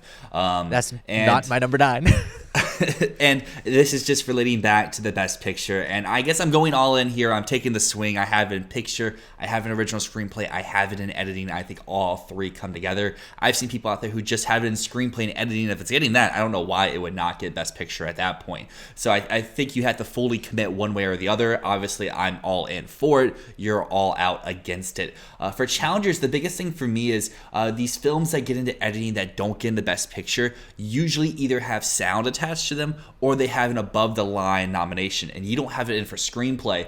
And like for me, it's just like it's a hard reach to go down for challengers, even though it's dominating with the critics, and it could potentially even win Ace. We'll have to see there, but like it's just one for me. Like if like Zendaya or one of the boys was getting it for acting, if it was more of a stronger contention for Best Picture at the 10th slot, or if we felt stronger about it for screenplay, which I have for all year, and I'm pulling it out here at the last minute, and I hope that doesn't come back to bite me in the butt, but I'm not really considering that one much here for editing. I was looking at stuff like Substance, like A Complete Unknown, as you talked about, but both of them missing the BAFTA after making the long list kind of kills those chances for me, even if A Complete Unknown is surging at this moment.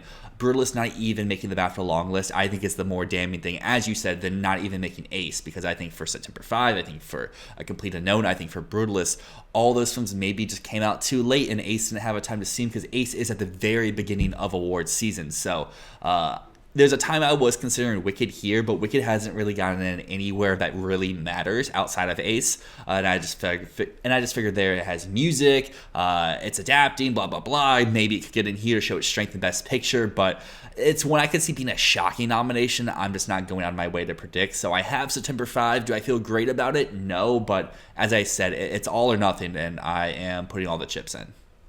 To be fair, there's really no wrong answer with spot 5 here. It's such a clear top 4, and then just what do? Everything has detractions. I mean, Challengers is not in Best Picture. If it was stronger in Best Picture, if it hadn't above the line, like you're saying, it would be pretty undeniable. But it doesn't. So, that's a big detraction against it. A Complete Unknown has missed every nomination. The Substance missing BAFTA. Massive hit against it. And Critics' Choice. It performed so well at Critics' Choice, and it still missed the editing nomination there. And it just hasn't been performing well in editing all year long. Brutalist, same. Why is that missing editing? And September 5, I don't buy there was a reason for it to miss Ace. There were screeners for this one floating around before. I saw it before the Eddie nominations came out. I don't see why they couldn't get it in front of voters. There's no reason for this to miss. There's no reason for it only to have the Critics' Choice Award nomination, except that critics like this movie more, and people in broadcast like this movie more. So I don't know. Maybe that's backwards logic because I am using the regional critics sweeper thing for challengers, but maybe the momentum is more for September 5 right now, I guess, but it's missed everything. This 5th slot, like you said, there is no wrong answers because it's so wide open. Everything, it's kind of like Best Picture where we're talking about everything has 1, maybe 2 positives, but they have so many things working against each other. Yeah. So, and I think if you're going for something like, if you still have Brutalist, or if you're going with something like Wicked or Substance, you're banking on that being a potential Best Picture winner, and that's why it's showing up here, because you kind of need to have editing to win that category. While if you're going something with like Challengers or September 5, it's more of the strength of whatever precursor you really want to use that for. Yeah, well, if you think Brutalist is winning Best Picture, it needs to be in editing. And, like, there's no excuse. It's done for a Best Picture win if it misses the editing category. And don't give me Coda missed. Don't give me Birdman missed. Both of those had very good reasons to miss, because Coda was a late surger. We're never seeing anything like that. At least we'll rarely see anything like that, because it rarely happened before. And Birdman missed the editing category because it's a one take. That's not something the editors like. They should go gaga for The Brutalist, but they're not. So if The Brutalist misses, that's a really, really bad sign. But yeah, generally, I don't think there's any terrible options here. I will say, for your thing about you're either in sound or you're in above the line category, if you're not a picture film and you're getting an editing, I don't think we have a big enough sample size for that to say, Baby Driver made the sound categories, Tick Tick Boom, I, Tonya both had an acting nomination, but I don't think we have a big enough sample size of editing nominees that didn't get picture to say, well, you have to be in one of those two categories. Because I would say that Challengers does have support in other categories. It does have some buzz, and while it might not be in an above-the-line category, I think that there is enough momentum around it to get into editing. So it could be a third brand-new category that we haven't had yet that happens here. But again, there's no wrong answer here. Whatever your fifth pick is just a shot in the dark. Yeah, that's completely fair for challengers. And I guess the biggest thing now that we're seeing is in a strong lineup of 10, how often can this solo editing nomination happen? Because like Tanya probably was in the lineup of 10, and Tick Tick Boom was arguably probably number 11. So it was so close to a Best Picture nomination. But moving out of editing, we're going to move over to cinematography now, where this category seems so set in stone, but it never really is set in stone, because BSC, BAFTA, they had a 5-for-5 overlap of Brutalist, Dune, Nosferatu, Conclave, and Amelia Perez. And then ASC comes out of nowhere doing 7 nominations, but leaving off Amelia Perez there.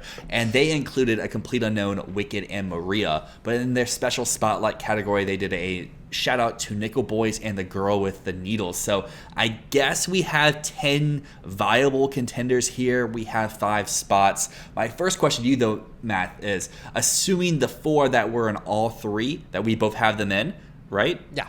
Oh, yeah. Okay. Brutalist, so Dune's Dune getting Part in 2, regardless Nosferatu. of it being a sequel? Yeah, Dune's getting in regardless of it being a sequel. I mean, we could see something crazy happen with like a Top Gun Maverick level miss, but Top Gun had shown a little bit of weakness. I believe that it missed the BSC.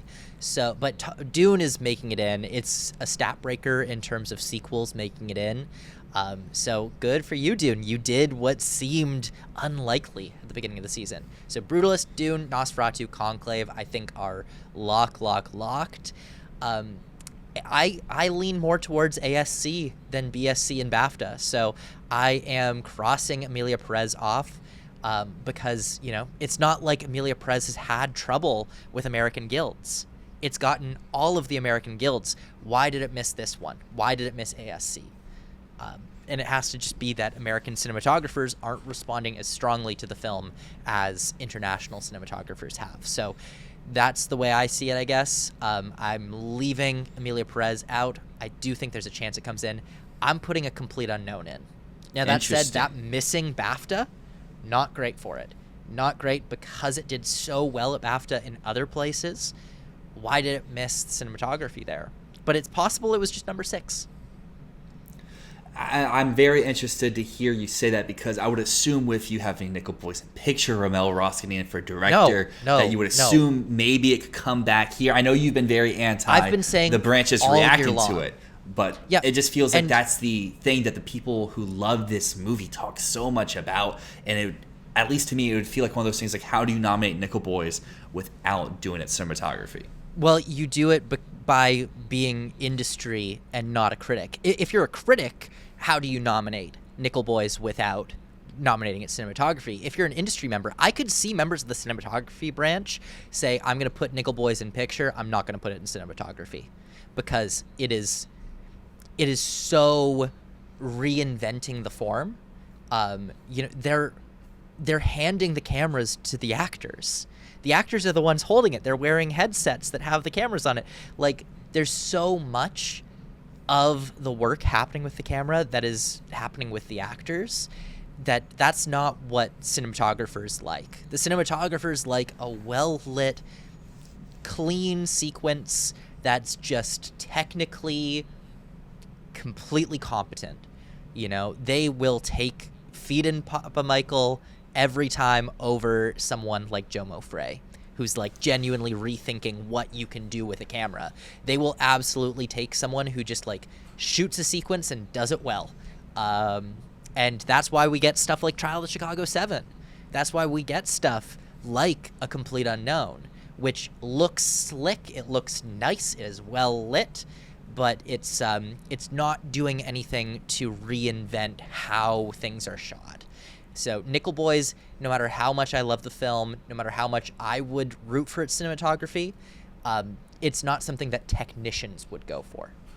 And I agree, and I think Nickel Boys is very akin to something like Zone of Interest last year, of how a lot of people are saying, hey, it's going to get into these specialized categories because that's what the movie is all about. And we saw, for the most part, it missed a lot of these nominations outside of sound, which it went on to win. So I also have it out. It's currently my number 10. Working my way up from that, though, I do see an avenue for Girl with the Needle to get in here, especially if Amelia Perez is the one out. Then Maria and Wicked both showing up at ASC, I think gives them life. I think for as much as people online despise the look of Wicked, I think that cinematographers, at least here at ASC, are stepping up for it, saying like, no, we maybe have issues with the lighting, but we love the way the camera moves and it feels like a character inside of the film, and the tracking shots for it. And I think that is an avenue to get it in here, on top of Alice Brooks and how she is someone who has yet to receive a nomination in her career, but she has a lot of acclaim and a lot of notoriety from her peers. I don't know if that's enough to break in this year, though. I think the only way Wicked gets in is if Conclave and Amelia Perez both miss, but I'm not going to go out on that limb to predict a Conclave snub at this moment. So I also have A Complete Unknown as my number 5. I've had it as my 5 for a long time, and then when it missed the BAFTA, I took it out for Amelia Perez, but back with the ASC, it's back into my 5. Amelia Perez, though, is one I could totally see getting this nomination. It's just like, I don't really know which other one to cut out. And I know a lot of people out there have Maria, and I just don't buy that at all. I know ASC saved Lockman last year, but Maria just doesn't feel like anyone cares about this movie. And I know you can separate cinematography, and that can be your lone nomination. We've seen it before with like The Lighthouse, and we've seen it before with Bardo. But those ones I felt like more in the conversation than what Maria is really doing this year. Also, last year ASC only had 5 nominations, so it was easy to just copy those and go, oh my god, El Conde got in with 5 nominees. That's crazy. I'm going to put that in. This year they did 7, and it would be easy to say something like Maria, something like Wicked was number 6, number 7. Mm-hmm. So yeah, to me, I'm not counting on those. I am just going with what I think the ASC top 5 is, which is Brutalist, Dune, Nosferatu, Conclave, and A Complete Unknown.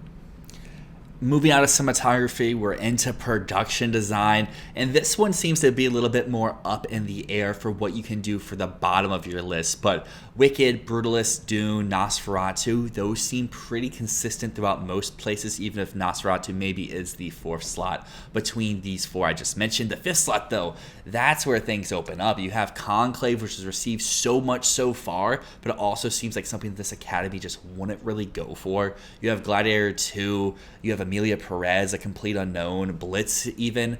Some people out there even have the substance in this category. I don't really know what to do with the 5th slot here. I don't know why you don't know what to do, because, you know, Conclave is right up there with that top 4 you mentioned. It has the same, okay, Brutalist, Wicked, Dune, and Nosferatu, and Conclave all have BAFTA, all have Critics' Choice, all have Art Directors Guild, and all have Set Decorators Guild. So all of them have 4 major precursors for the production design category. So it's a set top 5 as far as I see. Now, you could argue that Conclave was getting in contemporary categories, in ADG and SDG, which maybe is a point against it. It's a little bit weaker, but it got BAFTA. It's strong. I don't see a reason to doubt it. Now, that said, BAFTA rarely ever goes 5 for 5 in the production category, but, like, look how strong that 5 is. all 5 of those movies has not missed a single nomination. And the only time in recent memory where films have missed with everything that they possibly can get, every precursor, is Joker and The French Dispatch. Looking back to 2016, every other film that has landed those 4 key nominations has made it in. And so since 5 have it, that's my top 5. Yeah, that's going to be my top 5 as well. I really want to find space for a complete unknown, just because I feel like this is a category where I can totally see it overperform. And Conclave would be the movie I take out there. Is just that stat that you just said, I think is just too much to overcome, because I think the biggest thing working against Conclave is the fact that it is technically contemporary, even though it's inside the Vatican, which so many people think is just from a time of the past. But I also think there's a lot of people out there, and obviously I would assume production designers know more than just the general Joe Schmo, but like there's people out there who think they just shot in the Vatican. But I don't think production designers are going to be those people. Yeah, no, production designers won't be those people. I think A Complete Unknown, totally possible. It has the ADG and the SDG, so that's definitely some good credits for it. I would have liked to see it make BAFTA, especially because it did make costume design there. So we know that it did have that strength to get into production design, but it didn't make it there. I don't see why it would make it here. And then Gladiator 2, I think we can't write that one off fully. I mean, last year, Napoleon did not get into those BAFTA categories for production design, costume design, made it into the Oscars without BAFTA. And so Gladiator 2 doesn't have BAFTA for those. And likewise, I guess it could make it here, but I don't think Gladiator 2 is Napoleon. I think that it's just really, really sort of died out in terms of the buzz. But then again, Napoleon didn't have a ton of buzz either. Yeah, I think Napoleon and Gladiator are very comparable films, but I think what worked in favor of Napoleon last year was the fact that these categories were really missing big, technical, heavy Best Picture nominees. We had a lot of Best Picture nominees last year that weren't really tech players. They were more above the line players, which allowed films like Napoleon, like Mission Impossible, to get these extra nominations that you probably weren't really expecting for this year. But then we have films like Conclave that you would assume wouldn't be a major tech player getting these technical nominations. So I think this year there's just more of these Best Picture heavy films that knock out films like Gladiator. I don't know if we can have 2 of them here with Gladiator and Nosferatu when these Best Picture nominees are just so strong. Also worth noting that last year Napoleon did have a costume design nomination for BAFTA, even though it missed production design. And so going into the Oscar, it was locked for costumes, and so it made sense to come along for production. But this year, BAFTA snubbed Gladiator 2 in both costumes and production design. It's making me feel like something's riding against this one if it missed both of those categories. So I don't have it in either of those categories. Yeah, my top 5 feels really, really good right now, and I don't know what could break it. Well, you just talked about costumes. Let's hop over there. And I think, again, we have a very similar top 5 looks and feels of Wicked, Dune, Nosferatu, Conclave, A Complete Unknown. But then you have films like Gladiator, like Blitz, like Beetlejuice, and I guess even Maria in the conversation to make up a top 9. But I think everything outside those top 5s have major marks against them. Gladiator, for everything that you just said right there. Beetlejuice got longlisted for so many BAFTAs and got 0 nominations. And then Maria is something that, as we talked about in cinematography, there's just not much buzz for this movie, and it's been underperforming with guilds throughout all of awards season. So for me, it's that top 5 versus Blitz, which did get the BAFTA nomination. And it's just like, is Blitz going to be a solo costumes, or is it just going to blink across the board? Well, looking at BAFTA, they often go 4 out of 5 or 5 out of 5 with this category. Very rarely do they go 3 out of 5 with the costume design category. There's a lot of crossover between BAFTA and the Academy in terms of their membership, specifically in this branch. So I think we can say for sure the ones that are safe: Wicked, Nosferatu, Conclave. They have BAFTA, Critics' Choice, and Costume Designers Guild. Dune Part 2, missing BAFTA. I'm not going to think anything of that because the film is so strong across the board with text. I don't see why it would miss costume design, even though it did miss at BAFTA. So that means I'm just going to have to sub Dune Part 2 in for one of the BAFTA films that only got BAFTA, because A Complete Unknown and Blitz, sole BAFTA nominations. They didn't get Costume Designers Guild. They didn't get Critics' Choice. Currently, I'm leaning towards A Complete Unknown. It's stronger. It has a lot more going for it. And Blitz just has Jacqueline Duran. That's the one thing that it has in its favor at this point. Alternately, we could see Gladiator 2 make it back in here. It has Costume Designers Guild. It has Critics' Choice. It could knock out the BAFTA. It could knock out those BAFTA nominees. And we could just get 3 out of 5 this year. But I think we're going to go 4 out of 5. I think we're getting Wicked, Dune, Nosferatu, Conclave, and A Complete Unknown. So I'm locking that. And we had the same 5 there. I think this next category will end our streak of being a 5 for 5 overlap because we go over to makeup and hairstyling. And I guess if we want to say there's any locks here, it's the substance, and everything else is a pretty open book. Well, Wicked is also a lock. It has Critics' Choice. It has makeup and hair. It's got BAFTA. It's got everything. Yeah, Substance, Wicked, I think those are locked. Emilia Perez, as close to a lock as possible. BAFTA and the Makeup and Hair Guild. That's a deadly, deadly combo. Now, I think Dune, despite the fact that we've been worried, are they campaigning it right? They didn't even submit to the Makeup and Hair Guild. It got BAFTA. That's good enough for me to believe that it can get in here. So right now, I feel really good about my top 4. Number 5 is where I go crazy. I'm going Waltzing with Brando. Yeah, that's my number 5 as well. It has no nominations anywhere, but it's not unusual for a film to get in here with no precursor nominations. In fact, just last year, Society of the Snow made it in with no precursor nominations. And frankly, I think that this would have gotten Makeup and Hair Guild if presumably, they didn't send screeners to that, presumably. And I think it would have gotten that nomination if they did. But yeah, the work here is so undeniably impressive just from seeing stills, just from seeing clips. Like, they made Billy Zane look like Brando, and that feels undeniable, irresistible for the makeup branch here, who loves biopic transformations, and this is some of the most impressive biopic work that I can recall ever seeing.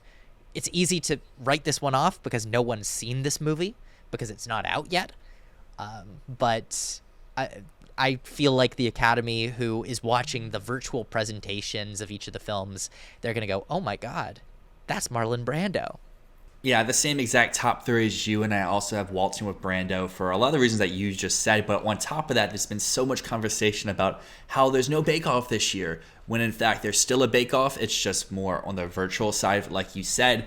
And I think especially with a film like Waltzing with Brando, that probably isn't the best film overall. It's probably better they're not watching the movies and they're just watching a submitted clip or still images or transformation sequence of how these artists transform these actors into whatever role they are with these makeup and hairstyling tactics. So I think that actually benefits something like Waltzing with Brando. And I think the fact that it's here means something. I don't think that, like, the fact, like, I don't think this is the type of film that gets this long list, short list type nomination unless it's a real contender for the actual nomination. Then for the 5th slot is kind of where I am an open book. Dune Part 2 is what makes the most sense to me. But at the same time, I feel like if there is a spot for Dune Part 2 to underperform with these technical nominations, it comes more so here than any of the other categories that we've been discussing so far. So that's one of the reasons why I do have it out. But I mean, it kind of works in tandem where if it gets a nomination, I'm really happy. If it misses, hey, I'm getting potentially a point here. And just looking at some of these other possibilities, Maria and the Apprentice could happen, but I'm not really banking on them to happen, at least at the Oscars. And then like Beetlejuice and A Different Man have such strong positives going for them. But for Beetlejuice, alone makeup for that movie feels a little bit weird to me, at least. And it's kind of the been there, done that with it. Yes, there's some new characters like Willem Dafoe, but I just don't feel like this movie has the traction that it needs at this time. Like BAFTA snubbing it in all of its long list categories feels kind of like a death sentence to me. And then for A Different Man, yes, it's great work, but it's great work for about 15 minutes of the movie, and that's about it. Maybe that's enough for it, just for the flip side of the Waltzing with Brando conversation. I just said for that movie, it's fine that they don't watch it because they can just see images, and the same thing works for a different man. I just think the movie's too small overall, and it's not transforming someone into an icon like Marlon Brando. And that's why for my fifth slot, I have them, I guess, pulling something cool, which a lot of people can say is a negative against it, but Nosferatu's hit where it really needs to so far. I think getting all 5 BAFTA long list mentions means that this film is being seen wide. It's getting the reception it needs, just not in the Best Picture category. And I think this makeup and hairstyling nomination comes along with its package. Yeah, Beetlejuice needed BAFTA. It didn't get BAFTA. If it got BAFTA, I'd probably be predicting it. Same with The Apprentice. If it got BAFTA, I'd probably be predicting it over Waltzing with Brando. It didn't get BAFTA. That's why I'm sticking with Waltzing with Brando. A Different Man, I agree with you that, the impressive makeup is really, it's just at the beginning of the film, and it's really impressive work. I do feel like there's potentially a problematic aspect to A Different Man getting a makeup nomination because, like, I don't know, it just doesn't feel right to me. It doesn't feel right. And Nosferatu, the reason that I keep going back to is that it's so dark. It's makeup that you're meant not to see. And, I think back to last year with The Last Voyage of the Demeter, a film that did not get the makeup nomination after all of that. And the whole thing about that, and the reason that I believe it didn't get the nomination at the end, is that it was designed so that you couldn't see the makeup. The whole point was that it was shrouded in darkness, that they could hide certain things. And, maybe I'm wrong about Nosferatu, but I really feel like the fact that they hide Nosferatu from you for most of the movie, that makes it hard for me to predict it. And I think if Nosferatu misses at the end of the day, it's for all the reasons that you just said there. The reason why I'm keeping it is the fact that it keeps getting these nominations already, yes. With BAFTA especially getting all of those long lists. But I think the other thing working in the favor of Nosferatu is, while yes, it's not the lead character like something like The Substance, it's still putting Bill Skarsgård in that chair, an actor that a lot of people do know, yes. And transforming him to an actor that we cannot recognize whatsoever. And especially with this category, you don't really have to watch the movie. You can just look at stills. You can just look at whatever they submit to the portal. And I'm assuming the portal is going to be mainly focused on, hey, we took Bill Skarsgård, Pennywise, this character, and we made him look like this. Can you see that these are the same actors? No. And I think that's ultimately what's going to get it into at least the 5th slot, if not a little bit higher. That will jump us over to the sound category, where this year we felt like there was a very secure 5, and then some weird things have happened in the last few weeks. But the current secure 5 would be Dune, Amelia, Gladiator, A Complete Unknown, and Wicked. Obviously, you can plug and play a little bit, but of those 5, how many do you currently have in your lineup? 4. I'm blanking Gladiator. I don't have Gladiator getting a single nomination anywhere. So I'm going fully off. I'm going off the rails. I'm keeping Dune, keeping Wicked. I think those 2 are locked. A Complete Unknown, weird that it missed BAFTA. Again, A Complete Unknown performed terribly in these tech nominations. The more we're going through, the more I'm like, oh my God, Below the Line did not do well at BAFTA despite they just love Timmy. It into Best Film. They just love Timmy. Loved Timmy, and so it got in based on that.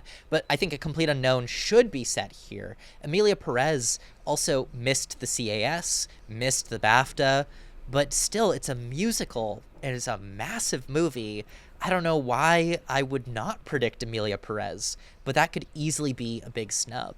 Now, for a long time, I really wanted to do the Mission Impossible creator double nomination of Alien Romulus in Best Visual Effects, Best Sound, but I can't do that now. It didn't make it anywhere. The only thing it made was MPSE. It made the Motion Picture Sound Editors Guild. And that's not enough for me to give it a nomination. And again, Gladiator 2, despite the fact that it has BAFTA and Cinema Audio Society, I can't go with it. And Deadpool and Wolverine, also Cinema Audio Society, Motion Picture Sound Editors, that's pretty good guild play, but we see this time and time again with Marvel movies. They make the guilds in sound, they make the shortlist, and then they don't get the nomination. So, you know what I decided to do? Fucking Blitz, dude. I'm riding with Blitz in sound. Again, we know that the way that this works on the portal is they show you a 10-minute sequence of the sound work, and it just highlights what they want to show. If they show that first 10 minutes of the movie, Blitz is undeniable for sound. And the fact that despite it missing most places at BAFTA, it still made sound, still made costumes. I still feel like sound is strong for this. So to me, if they're watching that 10 minutes, Blitz is happening. But I could be wrong. Maybe it's Gladiator. Maybe it's Deadpool. I don't know. I think that if you put Blitz in for sound, you should consider at least for costumes, because I understand that they are different branches, but they're both would be getting in because of the work's quality. The sound is that 10-minute sequence, and I'm assuming over in the costume design category, they'll submit art pieces and how they came to make these costumes, and they're both from industry and category favorites. So like, I currently have them both out, but they're both my number 6 in their respective categories, because I still do have Gladiator 2 as my number 5. I don't have it blanking. I, in fact, we'll talk about here a little bit with visual effects, I have Gladiator 2 kind of being the Mission Impossible this year, where it gets into both of these. It gets that SAG Ensemble nomination. It has that Golden Globes box office award, where the industry likes it enough, but they don't love it to give it anything extra. Granted, I think costumes, there's more competition, right? There's like a set top 4, and then it's just a question of like, what is slot 5? Is it a complete unknown? Is it Blitz? Is it, there's still that question mark there. I feel like sound being a little bit more unpredictable, only 2 films have all of the precursors here. It's not feeling to me like it's not feeling to me like the invulnerable lineup that is. So right now, I don't know, Blitz is just feeling right. Blitz is feeling right, but I could just be overthinking it. It might just be Gladiator, but Gladiator feels wrong for me to be a sole sound nomination, and I can't picture Gladiator being in visual effects. I mean, if this category was fun, you have Joker, you have Wild Robot, let's spice things up. Let's go crazy with it. But yeah, it's this top 4 and then a combo of Gladiator, Alien, Blitz, maybe Deadpool in a crazy world. That is Deadpool has the precursor play for it, so we can't write off Deadpool. It's doing better than most Marvel movies have in the past. But still, Marvel movies only get in if they're Black Panther. And yeah, Deadpool is one I really want to find room for, but like you said, Marvel movies always have the collection of stuff and sound for the precursors, but they miss the ultimate nomination at the end. However, it's kind of funny that they kind of do the flip side in visual effects, where they usually don't have the best package leading into nominations, but they usually have a spot reserved for them. So why don't we do visual effects here? Dune, Apes, they seem pretty solidly in. The real question is, how many monkey movies do you have in your 5? I currently have 3, with Kingdom, with Gladiator, and with Wicked rounding out my 5. But I could be swayed to go to 4. I could be swayed drop down to just 2. Yeah, I only have 2, because I've got Dune, Kingdom of the Planet of the Apes. Those are the only 2 locks, in my opinion, because Wicked missing the VES, pretty bad for it. Pretty bad for it. I don't see Wicked missing, but the fact that it didn't get that guild, not a good sign for it. Not a good sign. But yeah, that's top 3. Deadpool and Wolverine has no precursors, but it's Marvel. And, there's no reason to doubt Marvel unless they're seeing this more as like a Fox movie, because they rarely nominated the X-Men movies. I think the only one I can think of that got that nomination was Days of Future Past. So, maybe it being an X-Men property goes against Deadpool and Wolverine, but I don't see any reason to doubt it at this point. Also, like, they've been doing a lot of work on getting the visual effects out there. But then again, if they're doing all of that, why did it miss VES? I'm going to have to think on that. But that said, I don't care. It's Marvel. I'm putting it in. My last spot should be Better Man. Better Man has everything it needs. BAFTA, Critics' Choice, Visual Effects Society. It's gotten every single nomination it possibly can. But that said, it's Better Man. It's a movie that's flopping at the U.S. box office, flopping globally at the box office. There's pretty negative buzz towards this one, and there's pretty negative buzz just in the popular sphere towards this one. And ultimately, with so many other monkey movies beside it, I struggle to see them going for Better Man, even though I think it's probably the best done of all of the monkey movies.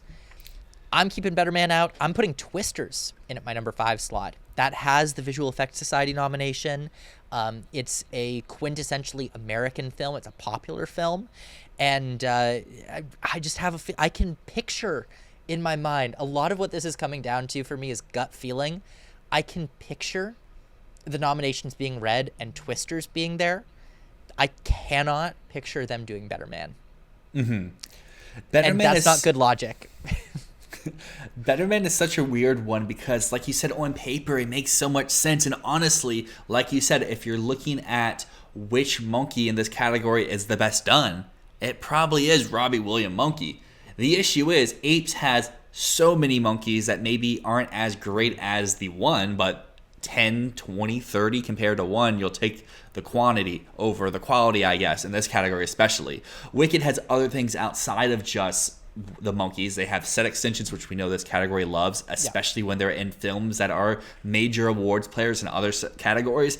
And then Gladiator 2, the monkeys are probably the worst part of the visual effects, but for the same reasons as Wicked, it has the set extensions. The biggest thing for Gladiator 2 for me is like it would feel weird if I put in visual effects without production design, because those two things are kind of working in tandem. So Better Man would be my alternative there. But I will say, even though Alien Romulus has done all 4 precursors, the Alien franchise has been pretty good in the visual effects category. They don't get in every time, but because there's been like 10 movies, but they have like an over 50% hit rate. So like it's when I want it right off completely, especially if you aren't considering it in sound, it could still just be a solo visual effects. But I mean, honestly, every movie here I think has a little bit of an argument, because even Mufasa, the first one got in. This one, most people say is better. It dominated at VES. Just the first one got in at other places. This one hasn't really gotten in at other places. In Civil War, it's a lot of invisible visual effects, which sometimes this category eats up, and sometimes this category just doesn't care whatsoever about. So, like, I had the same top 4 as you, and my 5th slot is just, I'm trying to decide between Better Man and Gladiator, while yours I was Twisters over Better Man. That will now move us into our final 2 categories, both of these involving music. Let's do Best Song first, because this one, we have 3 locks, the 2 Amelia Perez songs and the Diane Warren track. Now, what do we do for these last 2? Kiss the Sky from Wild Robot and Compress Repress from Challengers has every single precursor there is. So those are the 2 that makes the most sense on paper. If you're predicting a shocking surprise, I think personally the Elton John song would be the one to really poke his head up. He's a branch favorite. What you can say, though, is that he's already had his farewell tour with winning for the Rocket Man song. But I mean, this one's called Never Too Late. It's never too late to give Elton another nomination. Yeah, I would buy it if it wasn't such a shit song. I mean, but I agree. They're not against shit songs in this category. They're not against bad songs. And then this one isn't just Elton. Now I forgot. Who's the other? Is it Brandi Carlile? And then this one also has Brandi Carlile on it, who she's a very well-respected musician. She's won a lot of Grammys. So it's not just the Elton Award this time. It's the Elton and Brandi Carlile Award. So I don't think it's going to win, but like I could see a nomination happen. It's just for me, I don't know what song I would take out for it between Compress Repress and Kiss the Sky. I feel like I'm writing off Elton John just because, last year, of course, we had American Symphony, and that's a pretty rare nomination. We don't often get those documentary credit songs in here, at least not recently. Looking through past years, let me just open this up. Last year we did have American Symphony, but keep in mind American Symphony was shortlisted for doc. It had a little bit more good buzz behind it. It won the PGA award. The year before, though, no documentary there. Year before that, still skipping documentaries. Let me just see the last time we have a comparable for a documentary credit song. It would be 2016 is the last time that they did something like that. And it was a Sting song for Jim the James Foley Story. I don't think that they're going to do that for Elton John. we've seen them have the ability to, they've shortlisted, we've seen them have the ability to go for songs like this. They've shortlisted quite a few tracks that are, it's a musician biopic about themselves, and they have a credit song that they wrote for the movie. They don't often go for those. The only reason they did American Symphony is because the documentary was really popular. And also, that's a good point. I mean, Jon Batiste was like, he had just swept the Grammys like a year before. He also had just recently won for Best Original Score. It made sense for a Jon Batiste song to be in there. But they don't normally go for these documentary songs, even when they're shortlisted. And they do quite often get shortlisted. So that's my reasoning against it. It's not the type of thing that I think they normally go for. That top 5 looks so solid, though. El Mal, Mi Camino, The Journey, Compress Repress, Kiss the Sky. But I feel like both Compress Repress and Kiss the Sky are vulnerable. I just don't know what would go in instead of them. That is Harper and Will Go West would make sense, but it doesn't feel right. It doesn't feel right to me, and I feel like if that was the song, we would see it do a little bit stronger throughout the season so far, and we would see more buzz and campaign for it, because at least for the American Symphony song for Batiste last year, that felt like it was everywhere, at least in the FYCs, and that movie was really everywhere. And I know Harper and Will Will and Harper is on Netflix right now, but like I just don't feel like there's really buzz there. My big drawback for Wild Robot in both these categories, which I know we'll dive into a little bit more over in score, is looking historically, at least since 2010, the animated movies that get into both score and song are usually movies around music, and the exceptions would be the Toy Story movies.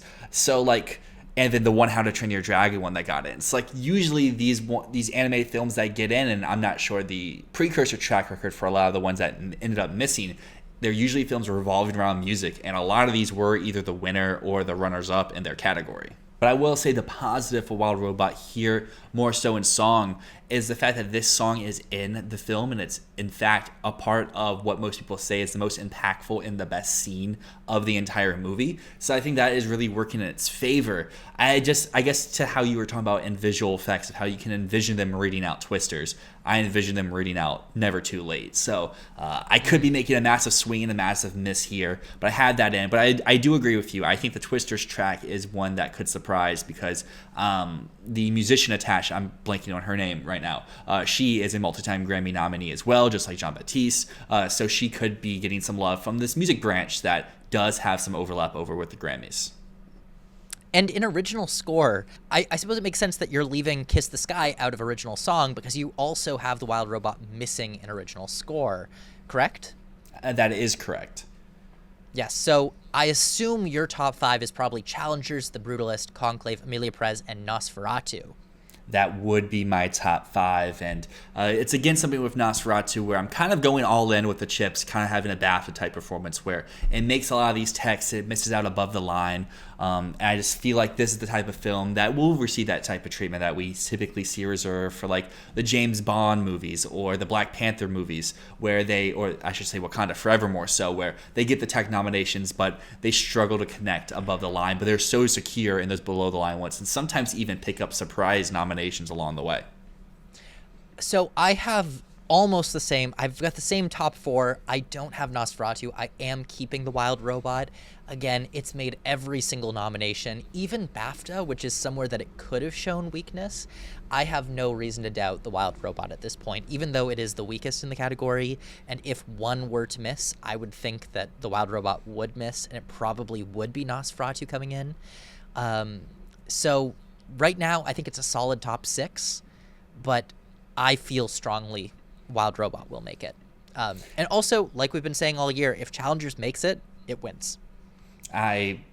Yes, we've been begging that drum all season, and I think it will continue to show. CCA has obviously been delayed, so we don't have that stat with us. I envisioned that it would win there, so then it would have CCA, it would have the Golden Globe. The BAFTA would probably be going to either Amelia Perez or Conclave or The Brutalist, so it will be interesting to see if Challengers is nominated. Will that streak continue where it wins every place it's nominated, or does the BAFTA winner default to be the winner?